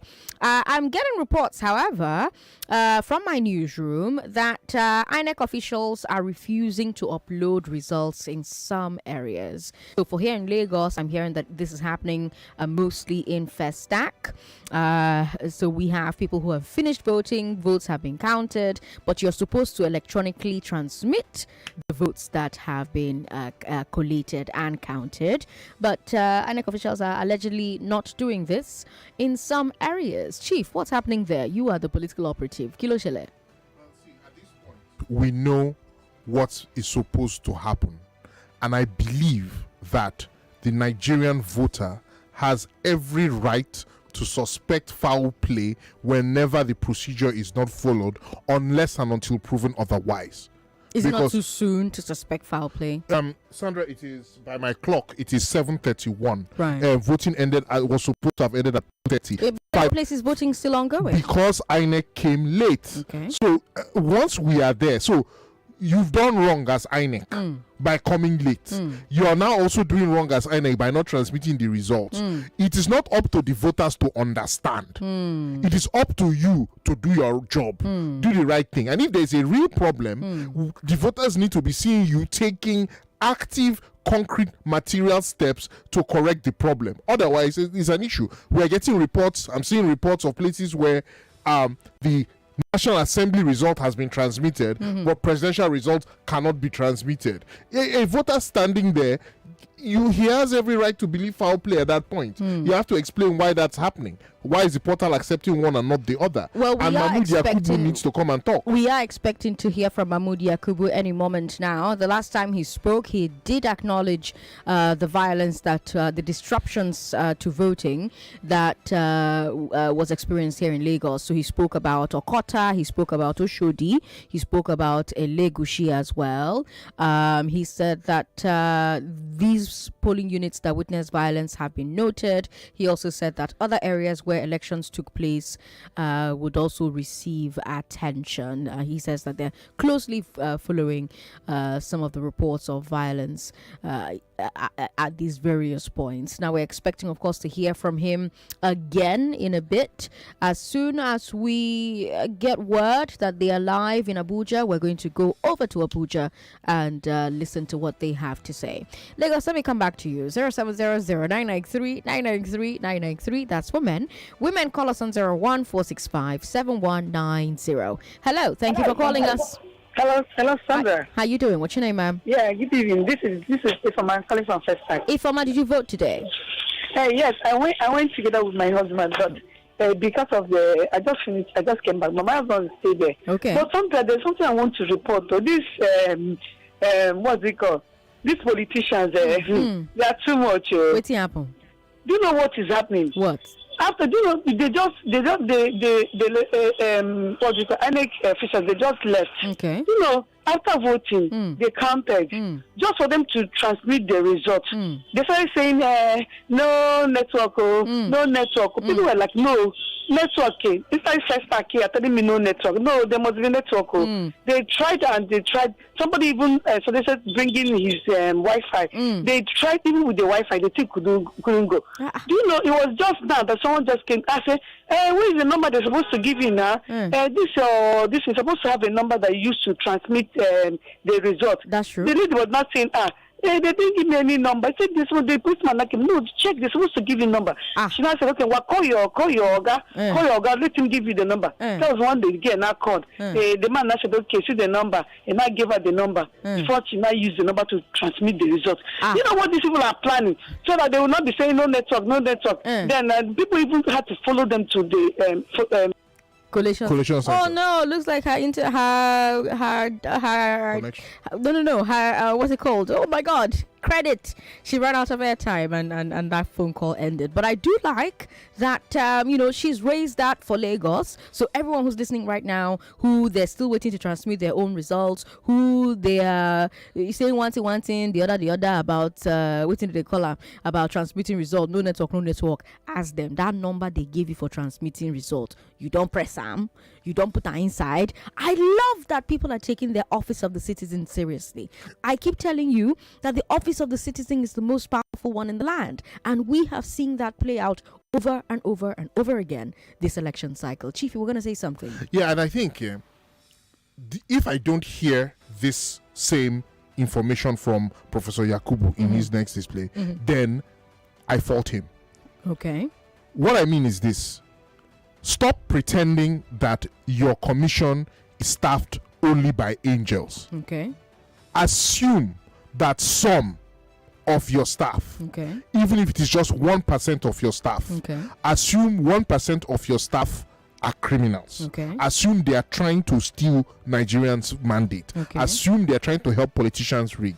So what do you need to do in that situation? Now you're hearing that there's a lot of question of, the result can't upload, BIVAS is not uploading, and you inside INEC know that there's some number or something that people can use, and that if you're getting complaints of non-uploading, it means that that's not being done. If you mean well for Nigerians, announce that on air. Tell Nigerians that, please, if my staff tell you at your polling unit that they can't upload, there is a particular number that they're supposed to have. Either this is the number, or if you can't give, if it's not the same number for everywhere, tell us where to get the number from, so that we can give them the number and make sure that it's uploaded. These are the steps that, because everybody, when we say, maybe at the top, INEC, they want to do the right thing, but it's the foot soldiers. Okay, let me accept that. Then at the top, empower us against your foot soldiers. By us, you mean the citizens? Yes, the voters, the citizens. Empower the voters, empower citizens to know what they need to know to prevent your foot soldiers from doing damage. But INEC has done a lot to share information with the people. You, for instance, knew that they had to enter in the code to be able to transmit the results. The policeman who was at that polling unit also knew that there was a code that you have to input to be able to transmit results. I'm not the average voter. The policeman is also a staff of government, so you can expect him to know how many people on ground know this. And even if INEC has quote unquote done a good job of telling people this ahead of time, if we're having these problems today, it means obviously the information did not go around. So it's never too late. You can't say because I did it before and nobody heard me, I'm not going to do it again. Do it now. You're about to have a nationally televised press briefing. People, it's almost 8 o'clock, Sandra. People are still in polling units because of INEC not doing things right. Give everybody all the information they need as many times as possible, because I'm seeing reports coming out of some parts of Enugu, and they're complaining, some villages in Enugu, my village to be specific, in Enugu, where the complaint is that the staff on ground who was supposed to work with the BIVAS was not trained properly, and so didn't know how the BIVAS was supposed to work. So while the staff is telling them BIVAS is not working, it's not that BIVAS is not working. don't know how to work BIVAS. Yes, that the staff doesn't have the training to work BIVAS. By the way, voting has been suspended in Shandamu, Katsina, because a party agent disrupted the process. So this is at Kasaya Ward, polling unit 12 in Shandamu local government area in Katsina. We have allegedly a party agent who allegedly disrupted the process. The more information I have about that, the Vanguard is reporting that story. The more information I have about that, I will share with you. But let me come back very quickly to the phone lines. No, actually, let me go to WhatsApp before WhatsApp people riot for me. WhatsApp, we've got this one here. Kindly call on INEC and relevant government agencies to ensure a repeat of elections in all the polling units and constituencies where thugs compromised security officers. INEC officials either hindered election from holding, snatched ballot boxes, attacked voters, or prevented free and fair elections all over Lagos and all over Nigeria today. They must repeat the election and ensure that adequate military personnel are on the ground to facilitate free and fair elections. This is the only way to prevent anarchy in Nigeria after this election. Nigerians are tired of wicked and conscienceless leaders who want to remain in power perpetually through fascism and fraud. Most Nigerians will not accept this anymore. Enough is enough. Nigeria is for all Nigerians, no matter where they reside. Hence, they must be allowed to vote for whoever they prefer to vote for. If not, they kindly appeal. I had to edit out a lot of things that were said in that message. They're not radio friendly. Kindly appeal to INEC to do the needful before it is too late. Like Reverend Martin Luther King Jr. said, this world is a very dangerous place to live in, not because of those who do evil, but because of those who sit back and let it happen. God bless Nigeria Info. God bless Nigeria. No man is God. God is God. Okay. Lucky Silas with that message there. Lucky. Thank you very much for that message. This one says, Sandra, stop talking left. If someone approaches you and gives you a dirty slap, threatens to continue slapping and beating you there and then, your first instinct is to call the police. Abi, Alice in Wonderland. My brother, please, I'm a very small woman. I'm not even up to 5 feet tall. Don't worry, there are big men at every polling unit, Sandra. Even you don't have to fight. But the truth of the matter is this, and I want to say it very clearly. I'm 5 feet tall. I'll call police. I want to say it very clearly. Nobody should start violence at a polling unit. Nobody should start violence ever. It is always against the law to start or initiate violence. It's assault or worse. But at the same time, if you are the victim of violence, if someone hits you and you hit them back, you did not just commit a crime. Let us be clear. Self-defense is legal as long as you did not escalate. If I from knife and fighting hand, that's just self-defense. But if the police are right there, why not just turn and say, hey, Oga Police, yeah, waiting BD, yeah, consider whether they punch me. But Sandra, you've heard from people that in some incidents they call police. Sometimes the police responded and helped. Sometimes the police refused to help. Sometimes the police joined to help the criminals. After all, we had NSAS protests for a reason. If the police had been doing their job and could be trusted to do their job, we would not have had NSAS protests. We all know that every institution in Nigeria has a very significant number, I'm not saying majority, but there's a significant number of people who won't do their job or in fact will join in criminality. So when you know that, self-defense is not taking the law into your hands. Okay, I've got a message here from MC Fresh in Mushing. MC Fresh says, I voted at the Diaraba polling unit 003 Oyekomi. The INEC officials came on time around 7. We started voting by 8. I voted, no police officers at all, but it was peaceful and smooth. MC Fresh from Mushing. I'm really glad to hear that. We've got this message here from... Woo! You are only reporting Lagos, Ibadan, mostly Lagos, nothing from that side. I don't understand what you mean. We are in Lagos, aren't we? We are going to report Lagos, won't we? You want us to leave where we are inside, go, and start reporting other places? Let's focus on our side first, focus on what happened for our own backyard. Then we'll now start looking at other places. But speaking of other places, we're also hearing about voter intimidation in Rivers State. That's your state, yes? Yes. It's we're having reports from Rivers State. The same things we're hearing here, we're also hearing there. And again, I don't think this is a problem isolated to Lagos. Right. I think it's a nationwide problem. Right. This is something that some politicians do every election. They try to suppress votes. They try to intimidate voters.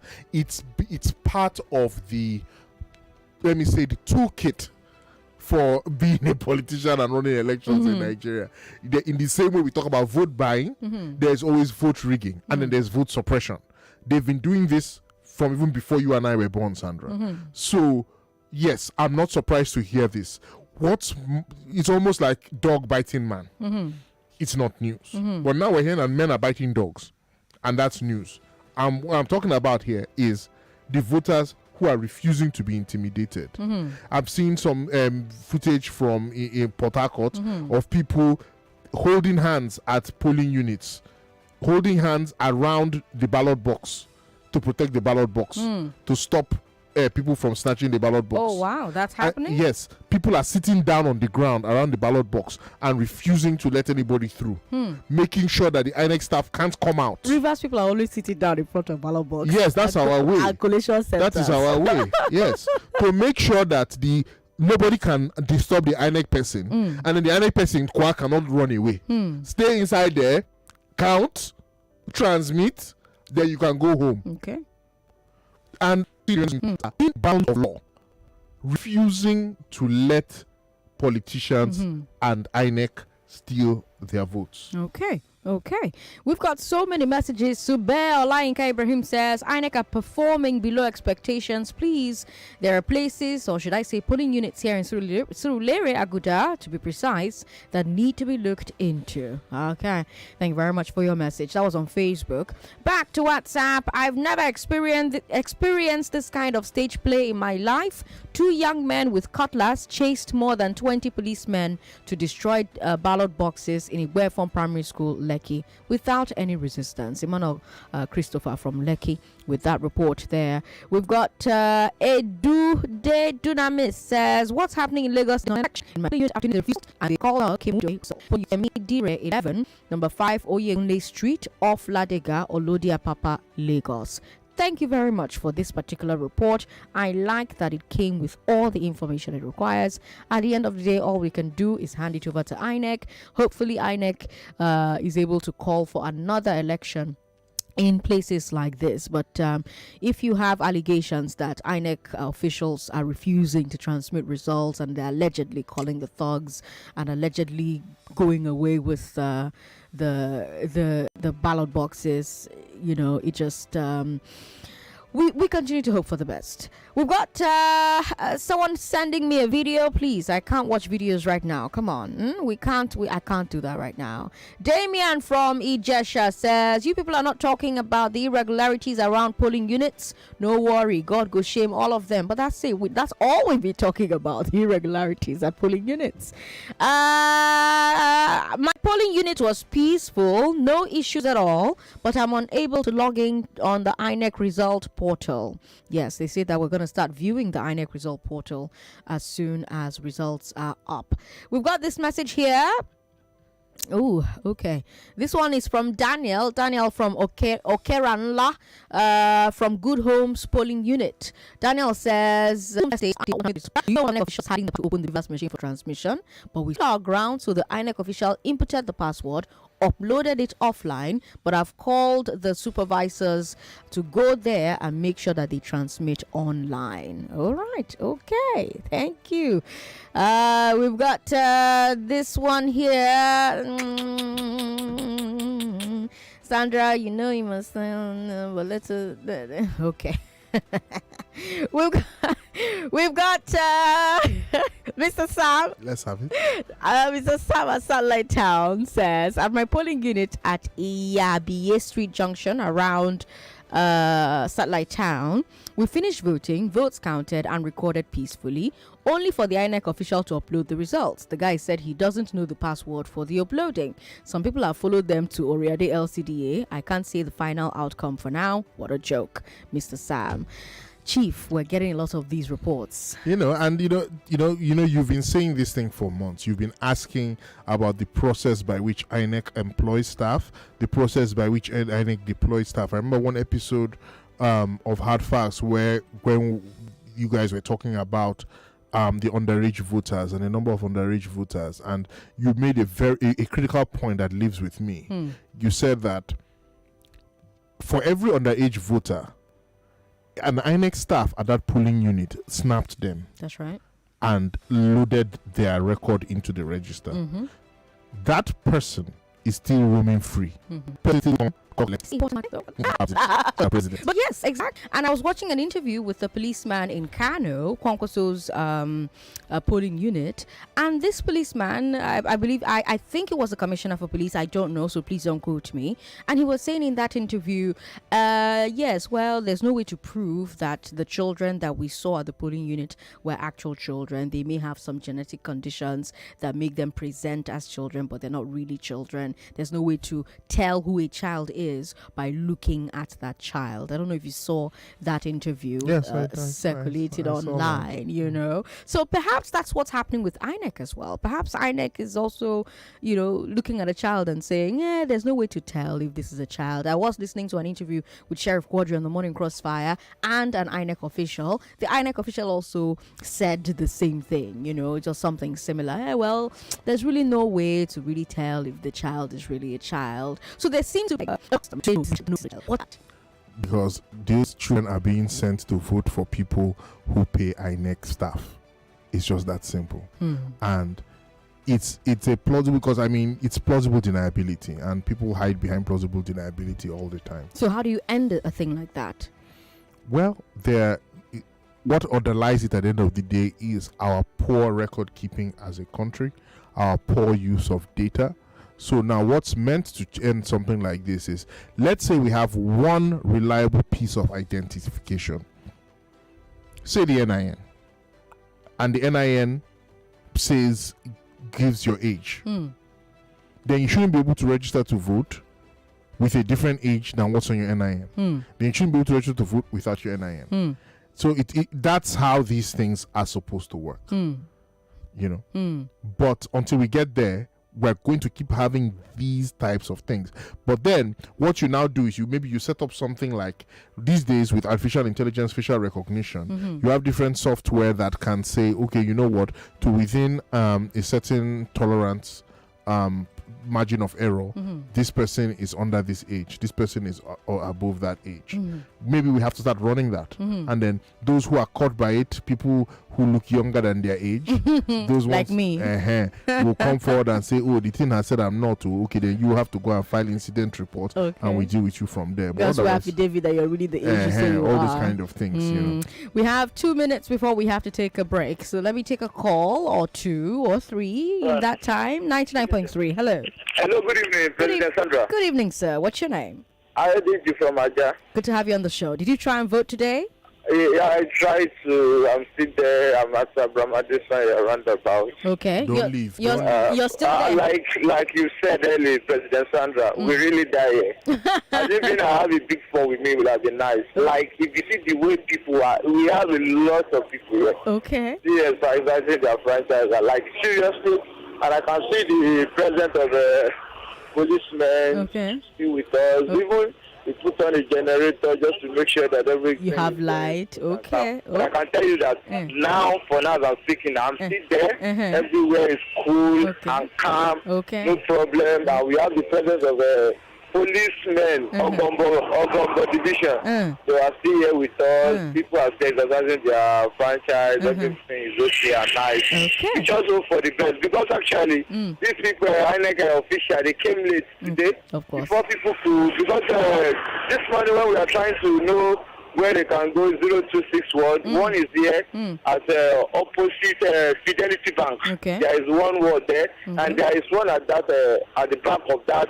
Like you are going to a Gombo, but due to the press, we have to judge due to the presence of people where we have much crowd, and in the morning, all the voters decided that the polling booth should be at the Abramadisa opposite Fidelity Bank, and people from the other side were moving, like taking their time to move down here to make sure they exercise their franchise. But trust me, President Sandra, so far so good after today, because my own place to where my polling booth is just like Yeah, we just say like 2 minutes was. Oh yeah, go and bring bed, though. Go and bring mattress. We got here. Go and bring mattress. Like we are not the traces I'm seeing here, President Sandra. It doesn't seem like people are in heads like we are running. Because what else do we have to do? Is the election we are really taking our time. How it goes. We die here. We die here. Thank you very much for calling. Go bring mattress if you bring. Go bring chair if you bring. Go cook jollof if you bring. Go cook at my life if you cook am.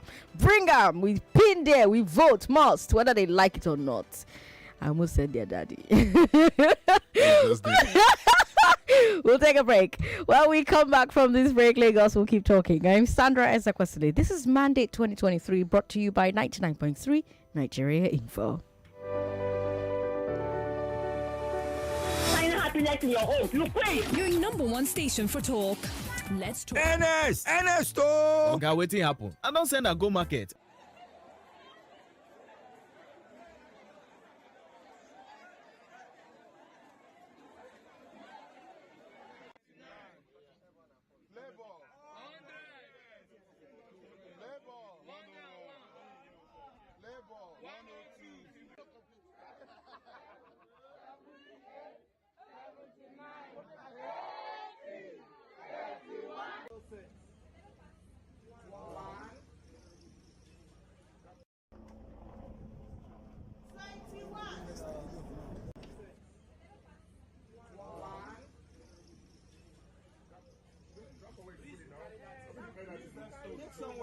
Somebody did the collector. Just hold it in your hand.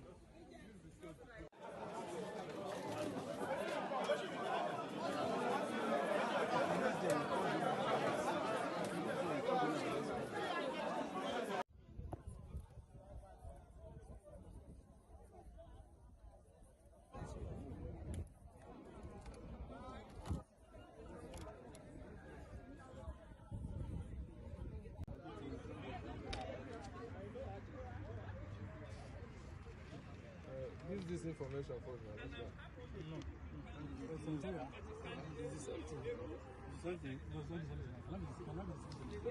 No, it's the same thing.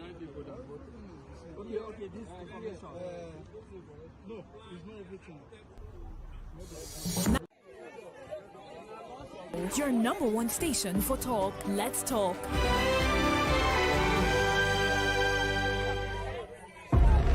This is the Mandate 23. The Mandate 23. Live.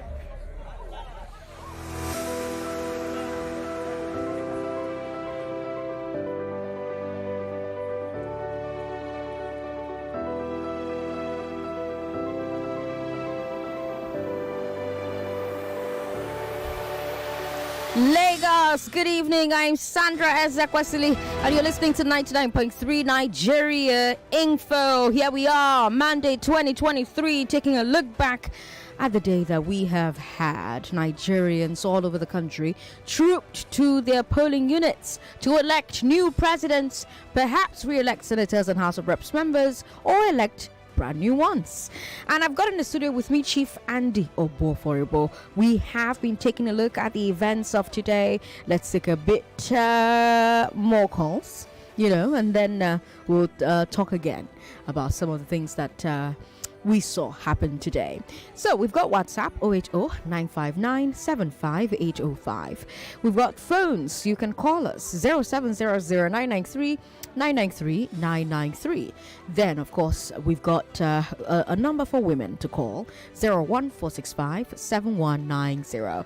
I've got this message here. First, the INEC officials came late, 10:49 a.m. Then the process was slow. At about 4 p.m., the INEC official came out to announce that he was closing. We refused and told him what the INEC chairman said about everyone being in the queue before 2:30 p.m. would vote. Good. But then chaos ensued when a thug came and snatched the ballot box, and while one of the policemen tried to stop him, he got stabbed in his hand. Oh no. Long story short, the thug got away with the box. I forgot to mention we only used one box for all the 3 different votes to cast today, and this was votes of about all half of the votes cast. This was at polling unit 24 1705027 Ojo local government, Iba, Aratumi, Lagos. He says, Sandra, I'm pained. My brother, I'm pained as well. Like, I mean, the number of irregularities there. First of all, you can't be voting 3 elections in one box. Yeah. That's just not acceptable. How do you now separate and differentiate? That's one. 2. Well, I don't know. I think maybe because I'm from Rivers State, it's a bit different. But I don't understand how one man with one knife takes a ballot box out of a polling unit of over 100 people. Yes, you're a Rivers man. It's okay. Let's leave it at that. Thank Put you. leg for a man. Oh, okay. Let's leave it at that. Thank you very much. We do not condone violence or advocate violence. We're peace-loving people You in don't Lagos. citizens arrest to catch a thief. That's a citizens arrest to catch a thief. Okay. If somebody steals from you in the market, when you shout ole ole ole ole, what's supposed to happen? Are we supposed to hold the thief and then bring the thief to police? I'm not even saying arrest the man. Just hold him and take the ballot box from him and then tell him to go his way.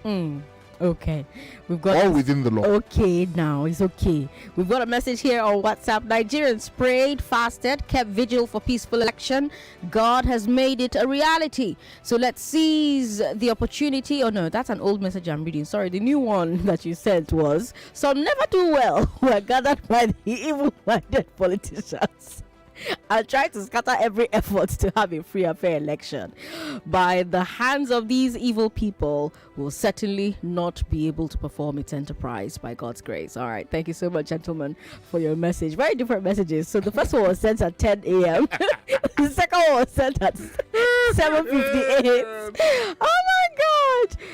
This one from Moshe. Moshe is asking: are the INEC officials untrained, or is this gross wickedness? Because that's the only way to describe their attitude towards uploading the results. How do you say that you don't have the password to the BIVAS? That's nonsense. So they sent you out here with a machine without giving you the password? Sandra, you said hear that kind talk. Do they think Nigerians are dumb? Ni? I beg. All right, Moshe, with that message there. Moshe, thank you so much for messaging us on WhatsApp.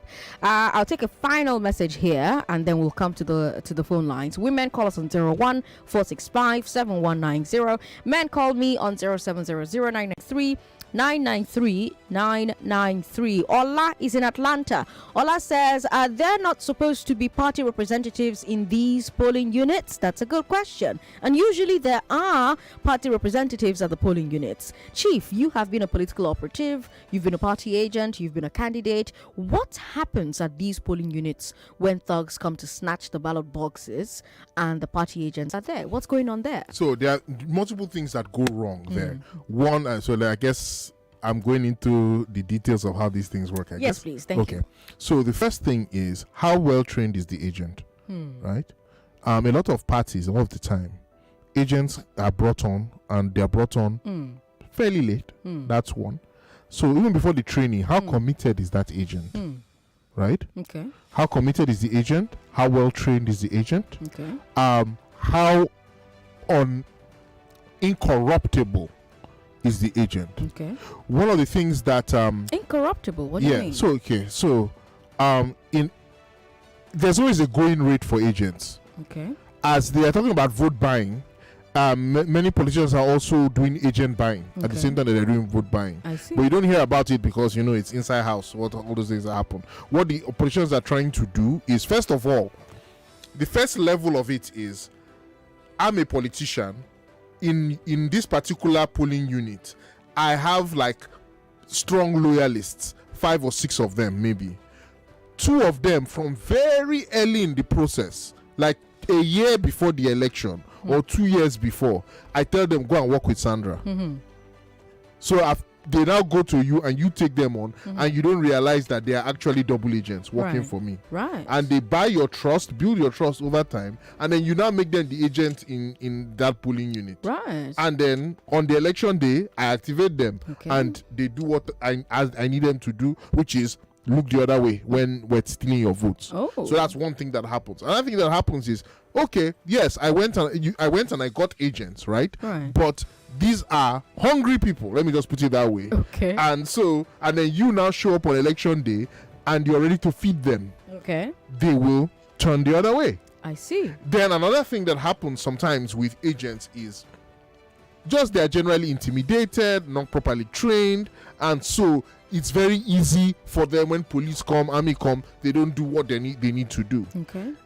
One thing I learned in Anambra State, observing elections in Anambra State, I think that was the the re-election election for Peter Obi in Anambra at the time, Right. I saw something that almost all the parties were doing that struck me. The agents, the people who were serving as party agents in Anambra State, were all either professionals or business owners. So I'm talking about, this man, he owns an electronic shop. This man owns a generator shop.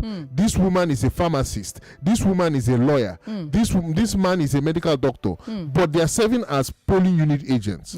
Now, when you meet a pharmacist as a polling unit agent, is it the 5,000 naira you normally used to buy agents that you used to buy her? A man who is selling, who left his shop, closed his shop, selling generators to come and sit down to be a party agent. Is it 10,000 naira you give him? So the when I say agents that are not corruptible, or maybe they are corruptible, but it will take more than 5k, 10k to corrupt them. You need to bring up better 200k, 500k, 1m before that agent will shift loyalties. Are you going to do that at so many polling units? So, but that's not what happens. That's not how agents are chosen. And so you are not, even though you see very high numbers, this party has 200,000 agents, this other party has 190,000 agents. How many of those agents will not accept money from the opponent, will stand strong in the face of intimidation and even from the police and the army, and know what they need to do, receive the proper training? The answer is usually something close, in my experience. It hovers between 15 and 30%. You know, so people are not strong. When I was a candidate, I cultivated the people who became my agents. I had a funnel. It went from people who like me to people who support me, people who actively vote for me, people who mobilize for me, and then from that level of people who mobilize for me are the people who became my agents and who worked with me for years, developed a strong relationship with me. That was the only way I could guarantee that my agents would stand strong on election day. But when you don't do this, you see things like this. You're just like, wait, who am I? I won't kill myself. Who want die? All right, let's come back to Lagos. Lagos, I'm with you until 9 p.m. We have heard now that the Collation Center will reopen tomorrow afternoon. So that means that I'm talking about the National Collation Center in Abuja now to reopen tomorrow afternoon, which means that I'm with you until 9. I don't know that I'm going to extend it, but I'll see how I'm feeling. I'll see how Chief is feeling as well. 99.3. Hello, how you doing? Sandra, good afternoon. Good afternoon. What's your name, ma'am? Good evening, Jerry. Joy. In the afternoon we talk steady, so don't worry. What's your name? You won't believe it this afternoon. What's happening? I run 440. Oh. I jackpot this afternoon. What's happening? Where? For Friday. Okay. Yes, I heard about that. Which all ward? Those guys. Which polling unit? Polling unit 23. Okay. Then just come with daggers. Everybody just take cover there. They carry gun. Small. No gun, Koboko. Oh, now wow. Everybody no fly. Small, Sandra. I be run, no. My dear. Hey, when Wahala come, we go run. So I don't even know who win. I know just say I don't come up at all for today. They don't spoil my day. So my plans. They go there. It is well. It shall be well with us. Okay, well, all right. Thank you so much for calling. I appreciate it. 99.3. Hello. Hello, Sandra. Good evening. Good evening. How you doing? I'm fine. I'm Bridget from Janiki. Welcome. Did you try and vote today?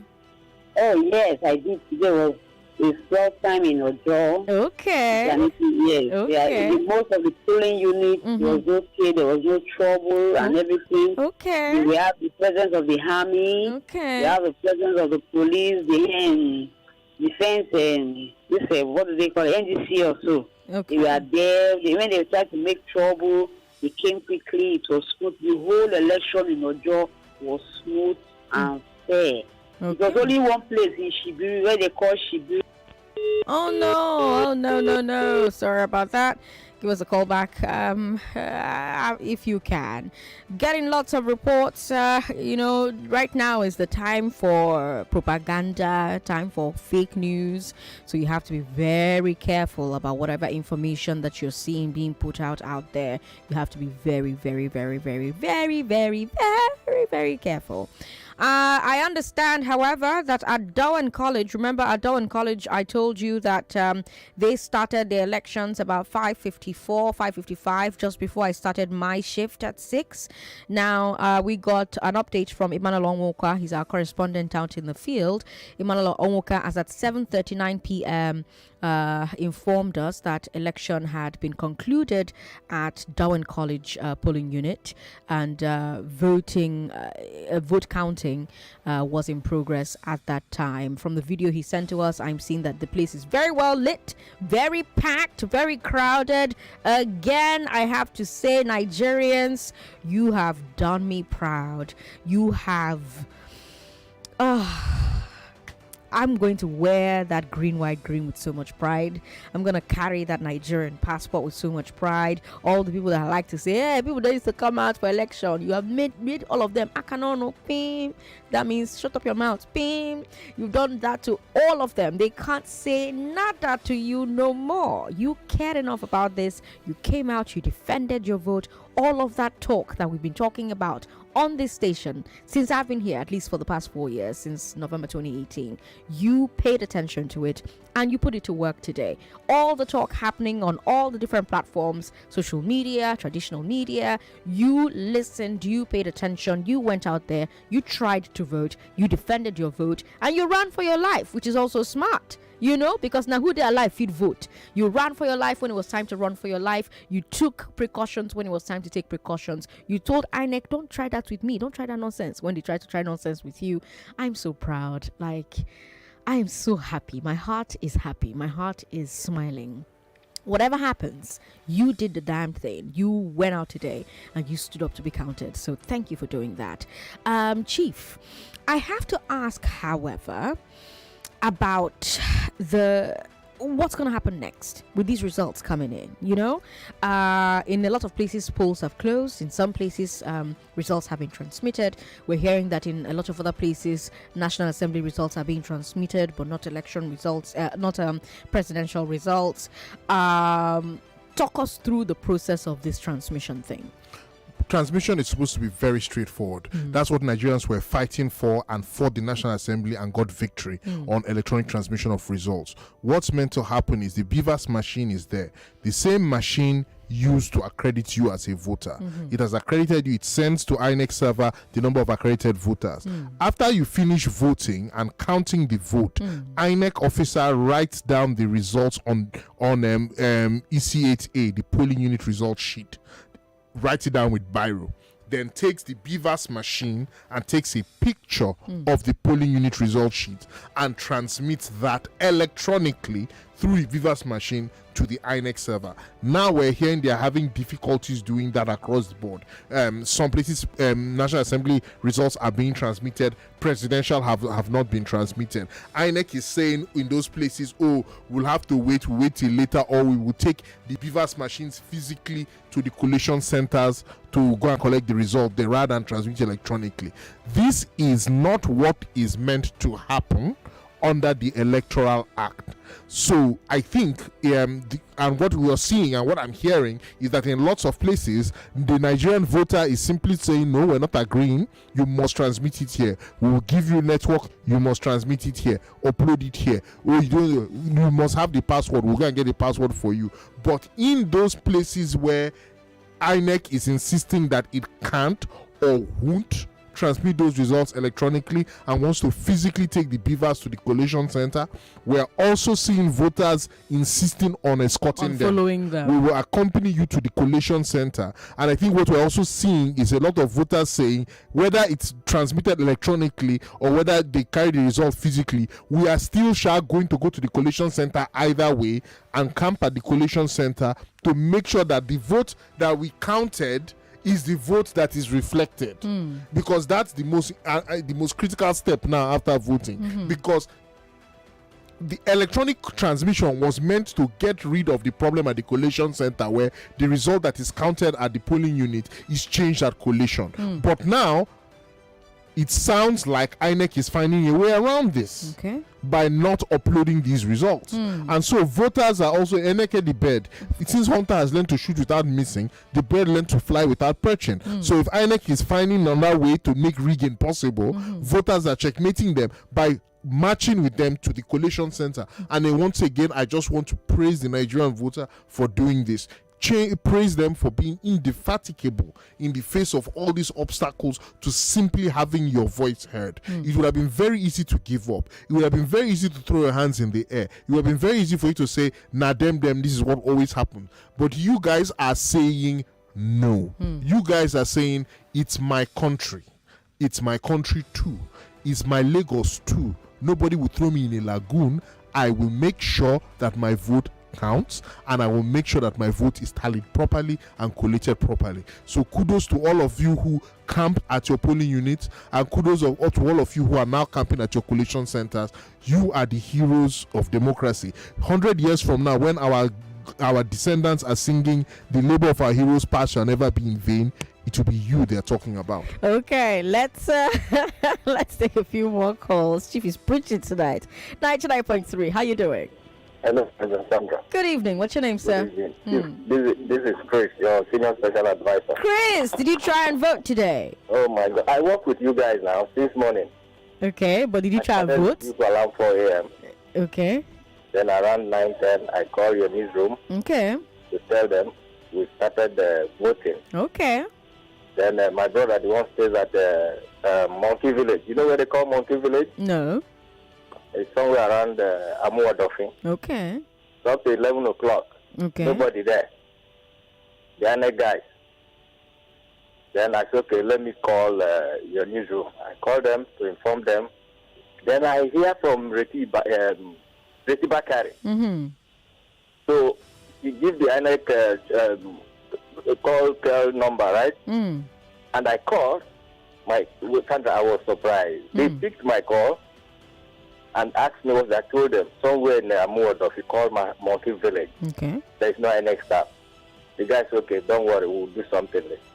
Later, my brother called me around 1. Oh, Chris, these guys are just coming here now. So they've arranged themselves. They started voting as well. Then on my own end, when we finish, we count the votes. Then there's over voting. So we started asking the other people, how come you get this SS vote when you use the BIVAS machine? Then they said the thing dropped. There's a time it failed. So the agents say no, that they will not sign. One of the agents say no, he will not sign. Good. When the BIVAS failed, how come you didn't tell us? Good. So we are not going to take this from you. Okay. Then later they asked us to step back, remain the INEC guys and the agent. So they are trying to find way around it. Okay. So for that one, everything went peacefully. There is no security there, President Sandra, I can tell you. No police, no NCD. But was it safe? We Was it safe? Form a committee that will make sure that everything went. And thank God, there's nothing. And for Chinenye, it's my neighbor from Ijesha as well. Okay. Thank God for her life, she escaped that wahala over there. Then somewhere in Agura too, there is some pocket of wahala. But for my own area, I have to ask. So there was. Chris, can you hear me? Hello, yeah. Yes. So you said that there was overvoting at your polling unit, right? Yes, ma'am. And that the political agents tried to fix that problem. But what was the resolution? How was that problem resolved? Do you know? They asked us to move back. So the INEC and the agent, the party agent, they need to discuss and solve this thing out. So that was what they were doing. Okay, so they didn't communicate again with the voters? You people don't know how the party agents and INEC resolved it? You say what? You people don't know how the party agents and INEC resolved the problem? Yeah, I didn't wait. You didn't wait, okay. Because everything went okay. Smoothly. But how many votes? Okay. where the excess there. Okay. But one of the agency insists that he's not going to sign. Well, Yes. he's doing the right thing. The agent was doing the right thing. Chris, thank you very much for calling. So I don't understand what let the agents and INEC discuss and see what they're going to do about that situation there. You're the political operative. What do you think is happening there? Well, they are basically trying to quarrel and settle and decide how they will write that result. Right. That's what it sounds like to me. Right. So let's say a situation where they have only 100 people were accredited, but there's 120 votes. So there's an excess of 20 votes. Now somebody is saying we no go agree.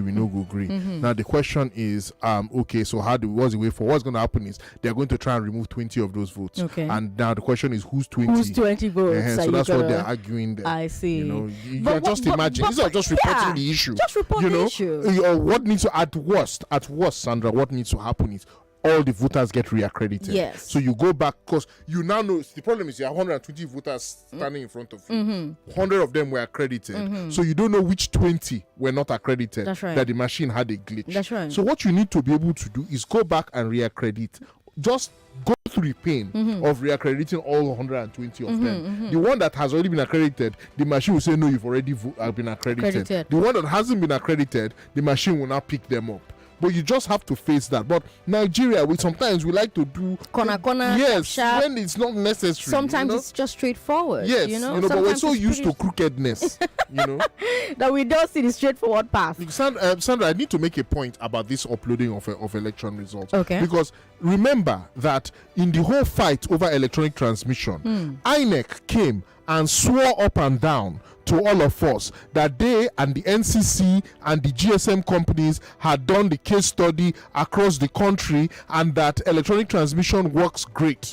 That as long as it's 2G, as long as you have 2G network, it will go. That it works in 98% of the states. Of locations. Okay. So there is zero excuse to see this level of widespread failure of electronic transmission. So unless there's failure, is there complicity? That's why I'm saying unless it is by design or by incompetence. And so that means that Professor Yakubu, his reputation now is at stake. Okay. He's on the line. That's why I'm saying I expect to hear from him today. We're not going to hear from him anymore. So that means what they are saying, INEC is saying, is that we should all go to bed with a failure of electronic transmission that exceeds the confidence level that INEC told us when we were voting or pushing our National Assembly members to vote for it. Because this is not 98% success rate.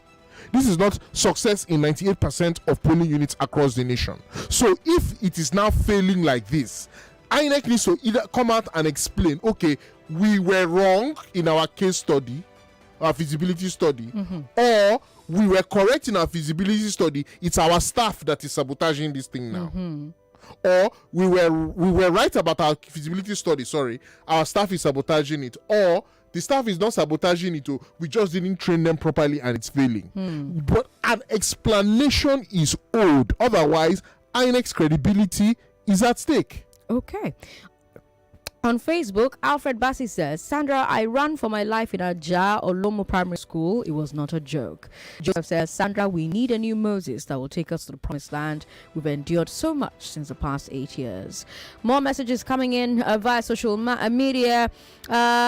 We've got this one here from Melanu Chooks. Melanu says, I salute your government. I'm so happy for performing my civic duty today. My polling unit was peaceful, though we started behind schedule because I noticed that INEC staff wasn't well trained on the BIVAS machine, but we were all ready to wait for them to put themselves together. I successfully voted around 10:15 a.m. and left. All right, Chooks, I'm very happy for you. Thank you very much. Elvis says, it is just obvious that the ruling class cannot win elections without stealing ballot boxes. Sandra, you see this election, we die here. Elvis. I love to hear that. Hopefully we don't literally die. We've got Jacobs from Ikbaja who says, where I voted was Ifako Ejaya polling unit 040. The polling unit was peaceful, but the turnout was very low. The number of registered voters was 900. The turnout was 121. Besides, the INEC officials came very late. All right, Ajibola, thank you for your message. This one here. Okay, hold on. I'm trying to read the message. It's really long. The BIVAS face capturing was used before I was confirmed eligible to vote. Though I voted by 10:59 a.m. and I went home for breakfast. I returned to see how my polling unit votes were counted. Sandra, while we have done our part humanly, let's call on God to do his divine by turning every evil plan to good. Kindly play Hello God for all Nigerians. I think it is appropriate at this time. All right. I went back to my polling unit to defend my vote. The server network issue became the challenge as our votes could not be posted on INEC server. The INEC personnel refused to enter a vehicle provided, so we all moved on foot to the collation center. When we could not go in, it was peaceful at Baye Junction or Latiulawa end. Polling unit 01 and 02 by Lawanson Surulere. Dennis from Lawanson with that message. Dennis, thank you for a very detailed account of what transpired, because he started from when he voted and went to breakfast, then went back to count, then went back to ensure that the votes were transmitted. I really love that level of detail. Dennis, thank you very much. 99.3, hello. Hello. Hello, good evening. Sandra. Good evening. What's your name, ma'am? Mercy calling from Ikorodu. Mercy, did you try and vote today? Honestly, I did. Okay. How was your experience? It's my first time voting. I got my PVC 2011 in Imo State. So here, and I do transfer, and I got my PVC. Yay! So today, I left home around 11. Okay. And I voted around 3:27 p.m. My God. It was smooth and successful. I thank God. Honestly, I'm so happy. Okay. You know that yesterday night I couldn't sleep. It's like just maybe tension.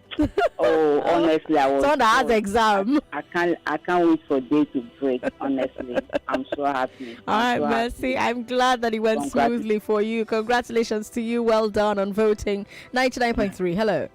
Hello. How you doing, sir? What's your name? Yeah, I'm fine. My name is Ken Dario. Ken Dario, welcome. I've got 1 minute for you because we have a break coming up. Let me just say, for my own polling unit, they came to carry a ballot box. What polling unit? That's Akeson Primary School. Okay. Inside Akeson there. Okay. That is 021. Okay. They said because the people voting there are from a certain particular area in the country. Okay. And so they know that they would have voted against APC. So they just came, snatched the ballot box before the army now came, and the whole place was later, brought back to life. But that particular ballot box was not returned. Okay. But thank God the will of the people will prevail. So, okay, all right. Thank you, Kende, for calling. I wish I had more time. I would have asked Kende if they were able to revote, if more people were able to vote, if the results have been transmitted there. These are some of the questions that I have. So, Kende, if you can call back after the break, please call back after the break. I'm Sandra Ezekwesili. This is Nigeria Info 99.3. I've got Chief Andy Obuoforibo in the studio with me, political analyst during his spare time, tech bro at other times. And we are talking about the events of today. We'll keep talking after this break. You have me here until 9 p.m. So don't go away.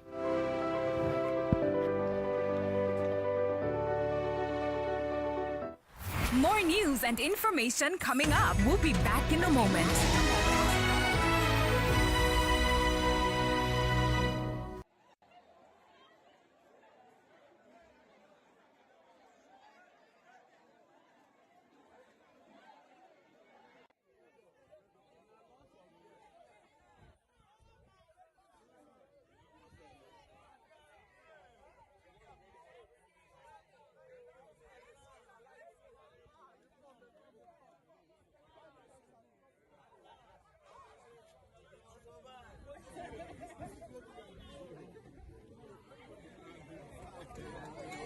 Followed on the floor. Oh, really? Okay.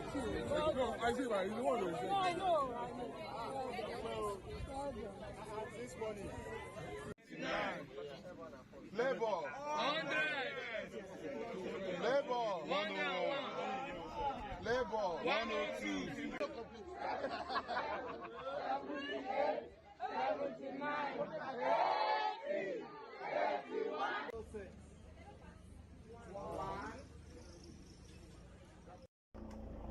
Listening to the Mandate 2023 on 99.3 Nigeria Info.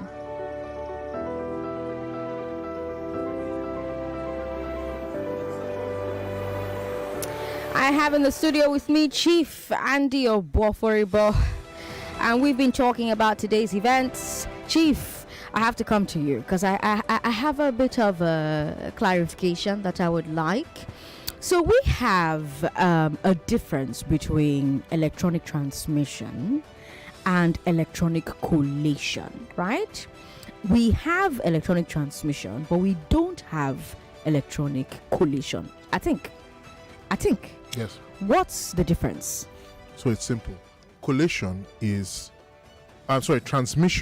is gathering all the results from all the polling units in a particular ward and moving them all to one place in the ward so that you can now gather all of them together and count them together, add them up together. So two things have happened there. You've carried the results from the polling unit to a central place in the ward and joined all the other polling unit results there. That's transmission. Then, after all those results are there in different pieces of paper, you want to unify them into one. So party ABC got 2 votes here, 3 votes here, and 4 votes here. That's 9 votes total. You now write on a new result for the entire ward. Party ABC got 9. Party XYZ got 2 here, 2 here, and 8 here. So that means they got 12. So you now write on that new central sheet, party XYZ has 12. That's collation, adding the results together. 2 separate activities. Before now, both were manual, meaning after people vote in all the wards, in all the polling units in a ward, the results are written on paper at the polling unit, and those papers are taken physically to the ward collation center physically. So that's physical manual transmission. Then those results are added together on paper physically, manual collation. But now in this election, that first step is no longer manual. Instead of waiting for the paper result to go from the unit to the ward collation center, instead we send it electronically using the BIVAS machine. We send it like the same way you send pictures on WhatsApp. So it's sent across from the unit to the ward, actually to the INEC server. Then the INEC staff at the ward can look it up, see it electronically there on their screens. But now the work of adding all the results for each of the parties from all of the units is still being done manually. The INEC staff is using their eye and a pen and paper. Okay, is this one right? Why not do that? A simple Excel sheet solves that problem. Why do it like that instead of using Excel? Well, I think again, yes, it should be done automatically by Excel. I think, like I said, I think on the last time I was on the show, I think that was yesterday. Yes, I think that some of these things INEC chooses to be incremental and do one major change per election cycle because they want us to get used to that one piece of technology before they add another. I think also INEC sometimes is suspicious of the politicians, and rightly so. And so anytime that there's a new innovation, anything, they've solved one problem but they don't know what the second, third and fourth order effects are. They don't know if it has that new technology has raised new ways to rig. So they want to use one election cycle to observe the technology well. Okay, so now we now know what the pros and cons of electronic transmission are. If we now agree that okay, we can go forward with it, then now next time we can add electronic collation, for example. So I don't necessarily fault INEC for not doing everything all at once. At the same time. Okay. We've got Shina Bioye who says, voting was peaceful in my area, Barua. My polling unit was split into 3 different centers, with each center manned by INEC officials and a police officer. Those centers are at number 1, Barua bus stop, number 2, Barua compound, and number 3, Farami Street. In the first place, I did everything within the frame of my capability to ensure that my new polling unit was discovered. Number 1, voting began on time as early as 8:30, and the process was pretty fast. Number 2, turnout in all 3 polling units around my house was impressive. Number 3, voters were very supportive of both the police officer and INEC officials. Number 4, police vehicles were also moving together around with large number of police officers, and they were arresting moving vehicles. None of our roads were being used for football game, unlike the previous elections. I was able to cast my vote in a very peaceful atmosphere. All right, thank you very much, Shino Abioye, for sending us your message. I'm not reading your message. I just have plenty messages. Thank you very much for sending it in. We finished at around 6:45 p.m. from Onwigbo Tochukwu. Onwigbo was talking to me about the polling unit Jejelaye 2 unit 33 in Ajangbadi. Thank God for the election at my side. The agents of the ruling parties tried all within their power to disrupt many polling units in our area, but with the intervention of army, things were brought to calm. The only issue is not transmitting of the results electronically, but most people plus party agents captured the counting on camera. I just hope and pray that they don't change the figure at the collation center. That's our problem at Ojo area. Chief, this not transmitting results thing, I remember how many times I talked about it on Hard Facts. I remembered how often I was gingering my people to call their representatives to ensure that the votes that were no turned to yes on this electronic transmission thing. Electronic transmission is supposed to be the game changer. Why are we hearing all these reports that it is a game changer? That is why it is being sabotaged. Yes, that is why. Is it being sabotaged? Is it too soon to say it's being sabotaged? Well, when you hear that an INEC staff says that they don't know the password, that's not the machine failing. That's human failure. So that human failure is either down to the staff wasn't properly trained, which is sabotage. Why should INEC staff not be properly trained? Or the staff is choosing to lie about their training. That's sabotage. So either way. Now, we hear all the time. And Mahmoud Yakubu is not coming to address Nigerians today. We hear all the time that the devil is at the coalition center. That's where you have governors, threatening INEC officials. Yes. That's where the changing of results occur. In a situation where we're still doing manual collation of results and transmission, it looks like today. I thought that devil, we had slain it. Do you think that devil still lives at the collation center?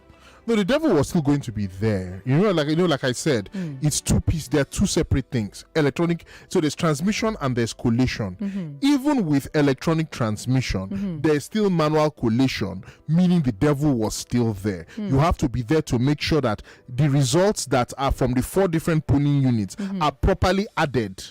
That the addition, the mathematics is correct, and the right result is written down on the word result sheet. You still need to ensure that. Okay. So everybody still has to be vigilant at the collation centers. Okay. It's not yet Uhuru. It will only be Uhuru when we have automated electronic collation, where we are not relying on human agency to write the right result down, add the right results together. So this didn't change that. What this changed was the idea of interference with the transmission, stopping the results from getting there and all of that. So now, at the end of the day, Nigerians have to do what they always do, which is camp at the collation centers. I have done that many times. I can assure you it is very effective. Very effective. 99.3. Hello. Sorry about that. Give us a call back if you can. 99.3. Hello. Oh, that's unfortunate. Call back if you can. Hello. Good evening. Good evening, Sandra. How you doing? This is Anne, calling from Suka. Anne, welcome. Did you try and vote today? Of course. I went to vote at Idesha. Okay. That's Idesha ward at Uruluru and Olorutedu. Okay. What was your experience? Peaceful. Oh. And I said the vote was cancelled. Okay. So what I want to know from your guest is, will the party agents be at the ward collation ward where they are going to collect the votes? Will they be there? Okay. Because I know that the INEC chairman of Lagos State is being paid by Lagos State. So will the party agents be at that ward to make sure that these results are transmitted to INEC office in Abuja? Will they be there or just INEC officials? All right. Thank you very much. You heard the call. Yes, every of a political party submitted a list of agents to INEC to be present at ward collation centers, so that those ones are allowed into the collation center. But I always say there is no law stopping Nigerian citizens, voters, from being outside the collation center. There is no law stopping them. So if the agents go inside, that's good. But I think Nigerians have to be there. But what does being outside do for Nigerians? The voters and the agents and the politicians are in there with INEC staff. What difference does being outside make for the agents who are in there? And from what you've said earlier on, agents can be coerced, they can be induced, they can be threatened.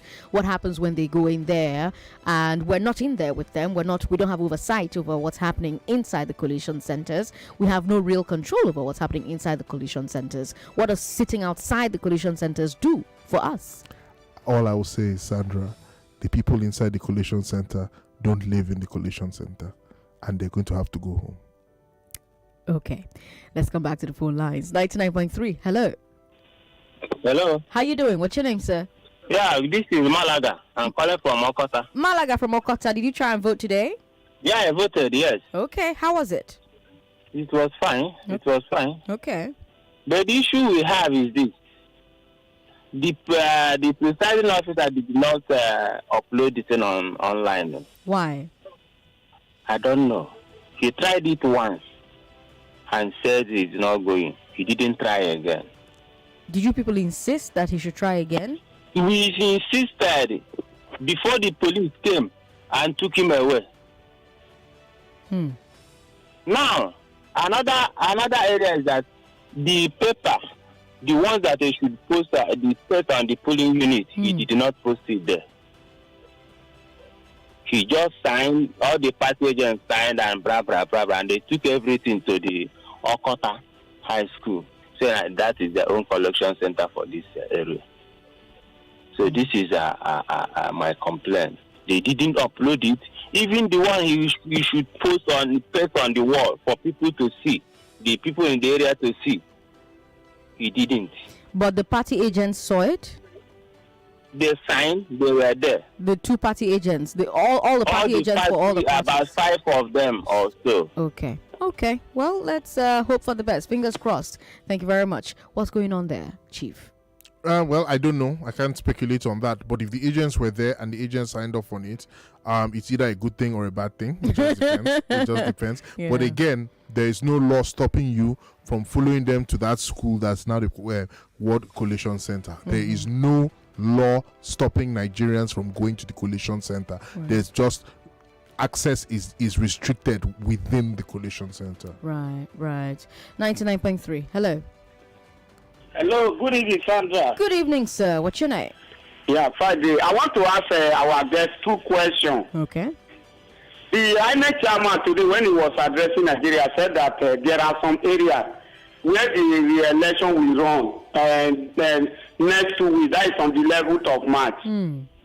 Hello, Sandra. Now I'm asking, are we going to wait till the 11th of March before the final presidential election will be announced? Okay. All right. Then the second question, we heard that we have over 1 million polling center all over Nigeria. No. Because we are talking of INEC staff. Do you think that I may have a trained officer that is up to 1 million? Okay, thank you very much. Well, first of all, we don't have up to 1 million polling units. We have less than 200,000 polling units all over the world. We have a little over 170,000 polling units across the nation. So that's number one, to answer that question very quickly. And then to the first question he asked. No, I'll still go on that second question, because his question was really like, I think even if his numbers are wrong, his fundamental point is a fair point. Okay. Does INEC really have the number of staff trained to successfully handle those polling units? And my simple answer to that is, why in heaven's name not? What I mean by that is, this is the job. Okay? Look, I don't care This is INEC's job. Right. INEC knew 4 years ago that they were going to do this election. Right. INEC knew 8 years ago they were going to do this election. Right. INEC knew 12 years ago they were going to do this election, right? Like, the 2023 election has been on the calendar since 1999. Right. So INEC has you can't say to INEC, INEC can't say to me, they don't have enough trained staff to run the election. INEC sat down, knowing what their targets are, knowing the number of registered voters, or able to estimate the number of registered voters, able to estimate the number of polling units. INEC came up with a plan for executing this election. INEC came up with a budget for funding that plan. The National Assembly approved that budget. INEC received the money on time. INEC now spent years getting ready for this election. If you're saying to me that at the end of all of that, INEC does not have enough trained staff or did not have enough time to train the ad hoc staff, corpers, etc., to prosecute this election properly, what you're saying to me is that, one, INEC's plan was wrong, was bad, was poor. Okay. Right? And if that's the case, that is the fault of INEC, because you had one job.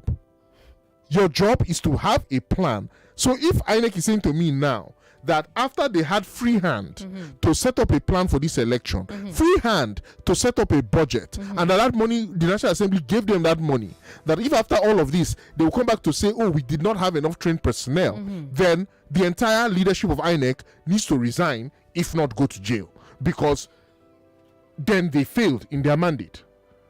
So I don't want to hear that at all. Okay, then to his first question, if we're still going to do presidential elections next week in some places in 2 weeks' time, where elections have been cancelled or suspended, does that mean we're going to have to wait until then to get election results? The answer is it depends. Okay. So, because remember, the condition for winning the presidential election is to have the highest number of votes and to have 25% in 2/3 of the states and Abuja. So now, let's say X number of polling units are cancelled and they have to come back to revote.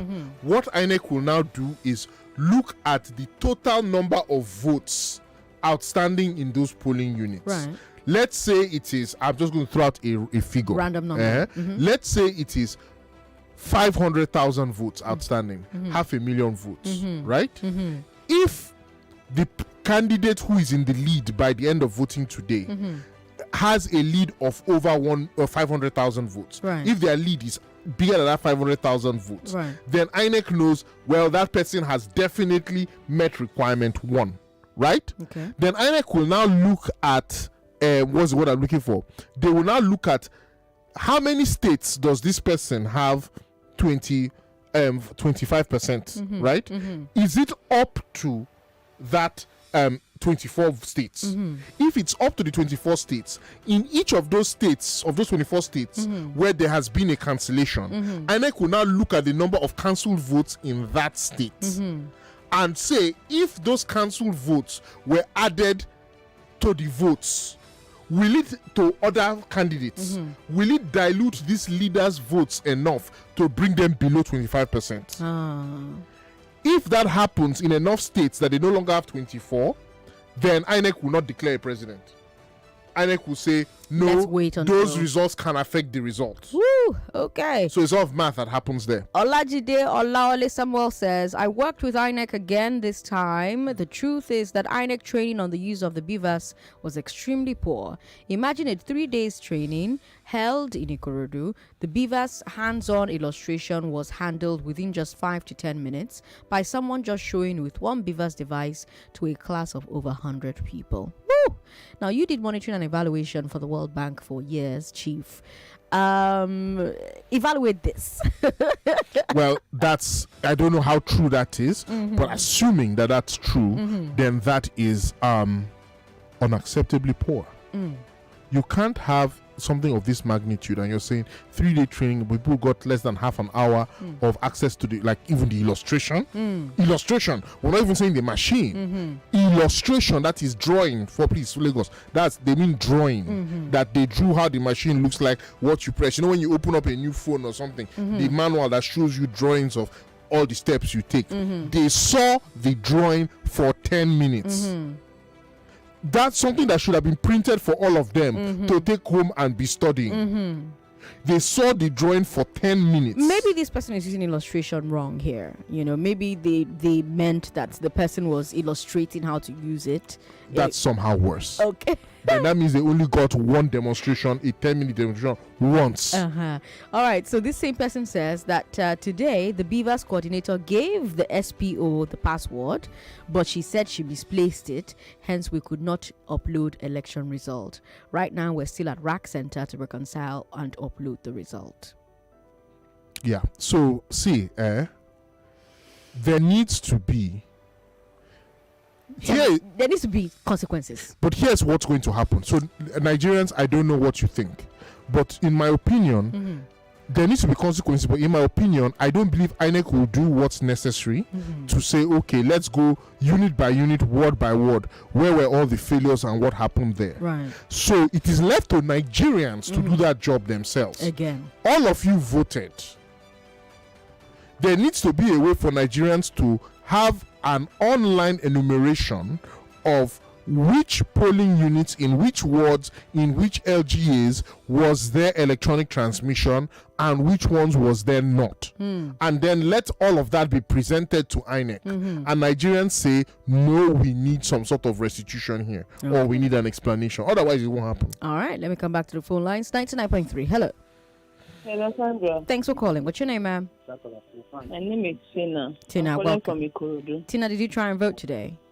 Yes, I voted. Okay. How was it? And everything went successfully. Yay! But my problem is that number one is that Labour Party does not have an agent in my polling unit. Okay. And then after they finish, good to sign. They said Labour Party no day to sign. But all of us who voted now, because we are much, we said we are the agents. They shall allow one of us to sign. Okay. But they refused them. We did not call tag. So before we don't have tag, you cannot sign. Yes. Then after that, I said, okay, upload. Then I want to do my phone. My sister, maybe on TV, even as I'm there, inside the vet. I can imagine. Because the thing did not work. Because if they cannot upload it in my phone, if you want, I will give you figure. No, don't give me figure. If they cannot upload it in my presence, I don't know what will happen. Because when we were doing all this connect, people are there shouting, upload. Now I'm just coming back now and talking to you. Because when myself has been there, I was there at 8:30. And then they just said, because they don't want to upload, they are not giving network.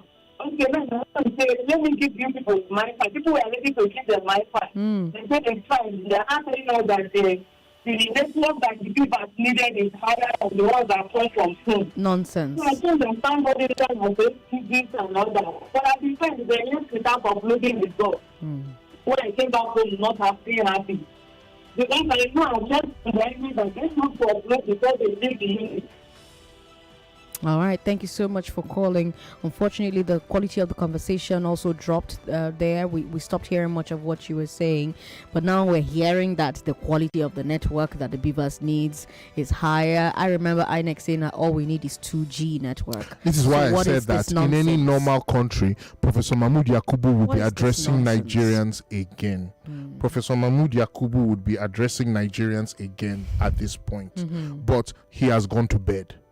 Well, we don't know he has gone to bed. Well, for all intents and purposes, as suits me as a citizen, he has gone to bed. How can we have INEC? INEC put their reputation on the line and told us electronic transmission will work. Now we're hearing this level of incidents all across the country, and the chairman is not coming forward to address it. Sandra, they say, Osakawa said, losing one parent is an accident, losing two is carelessness. We also say 1 is an accident, 2 is a coincidence, 3 is a problem. So this has gone beyond the level of coincidence now. Either there is a systemic problem with electronic transmission, perhaps due to network, in which case INEC lied about its feasibility, its capability, or there is no problem, no technical problem, and the staff don't know how to use the machine, in which case INEC failed in its responsibility to train the staff properly. Or there is no problem with the network, there is no problem with the training, the staff are simply refusing to do their job, in which case INEC staff are complicit in trying to steal an election. Either way, no matter which of these three options is happening now, we should be hearing from Mahmood Yakubu today, explaining what is going on and explaining what countermeasures he and his commission are taking to resolve this issue. Silence today leading into tomorrow is unacceptable, because at night is when results are changed at the collation centers. Results are changed at collation centers overnight. And if you don't want Nigerians to take some steps that will lengthen the process here, lengthen the process and take us longer to get out a result, it is necessary for INEC to come in now and protect its credibility by explaining what's gone wrong, raising its hand and accepting responsibility, and then showing us a reasonable, tangible remediation effort. Okay. 99.3. Hello. Hello. Thanks for calling. What's your name, sir? Yeah, my name is Emeka. I'm coming from Songo. You've got 1 minute, Emeka. I have a break coming up. Yeah, for what I've seen so far, I've been following up everything on INEC is scrapped because they are not competent to do the job. Do you know what an election is? You know that the whole world is looking at us now and looking at, oh, this is the giants of Africa or what? INEC should be scrapped and they should be held responsible for everything. In fact, the president of INEC should be charged to court. Yes, and everyone that represented the opposition party that caused havoc should face the law. If you ask me, I would say that everyone that has a hand in this havoc of an election that you call should face the law, honestly. All right, thank you, Emeka, for calling us. And that's what the law is there for. Okay, we have a break coming up. We'll take that break. When we come back, we'll wrap up. Okay. I know I was having such a great time, but we've come to the end of our broadcast. But we'll say our final thoughts after this break ends. I'm Sandra Ezekwesili. This is the Mandate 2023. Don't go away. 99.3 Nigeria Info. We'll be right back.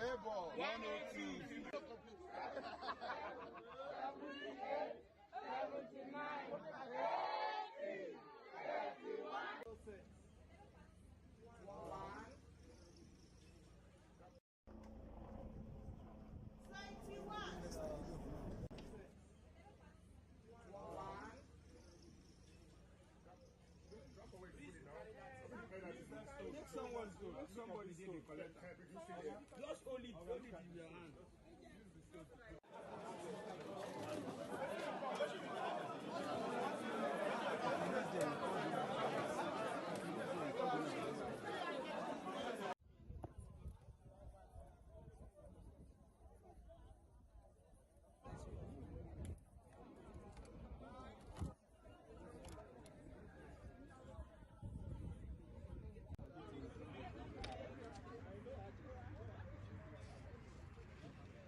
Use this information for me. No.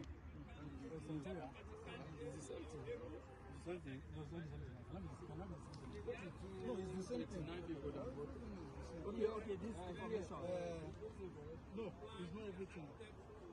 No, there is a voice. 500. I have to be calling and say, please, when is it? How many? So when they take it, since I have to go to a job, but I have to bring money, train up and down.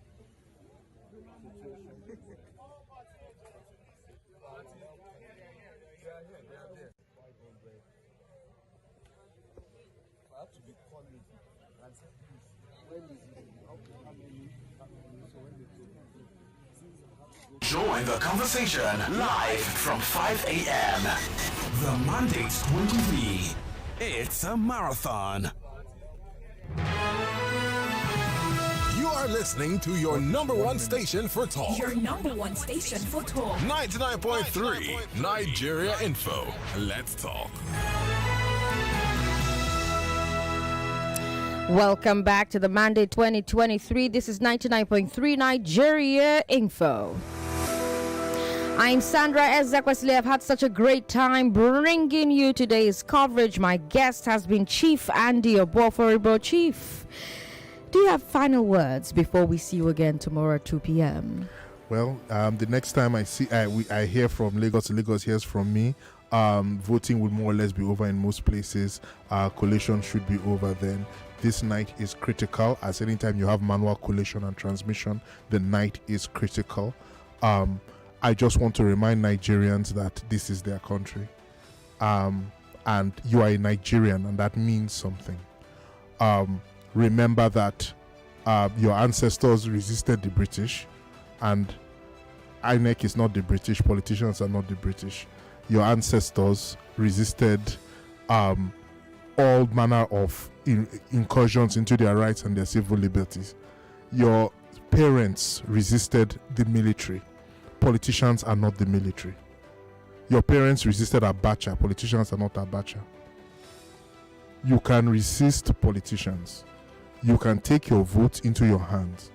No Nigerian who has lived before you has had as much power over their destiny as you do now. When all of you are saying we die here, I think that is the right attitude to have. And I want to just leave you with one of my favorite poems. How can man die better than fighting fearful odds for the ashes of his fathers and the temples of his gods? We say the voice of the people is the voice of God. Fight for the voice of your God today. You don't have to be violent. You don't have to break the law. You just simply have to say no. You will not take the voice of God from me. Chief Andy Obuoforibo, political analyst in his spare time, working in the tech industry in his non-spare time. We'll be back tomorrow, 2 p.m. Be here with Chief and I. But please start the day with us at 5 a.m. Coverage starts at that time. Is it 5 or 8? I don't recall now. But hey, keep it here on Nigeria Info. There's always something great happening on your number one station for talk. You can find me online, Sandra Ezekwesili everywhere, Ezekwesili everywhere. That was the Mandate 2023 for today. Tomorrow we go again. Good night.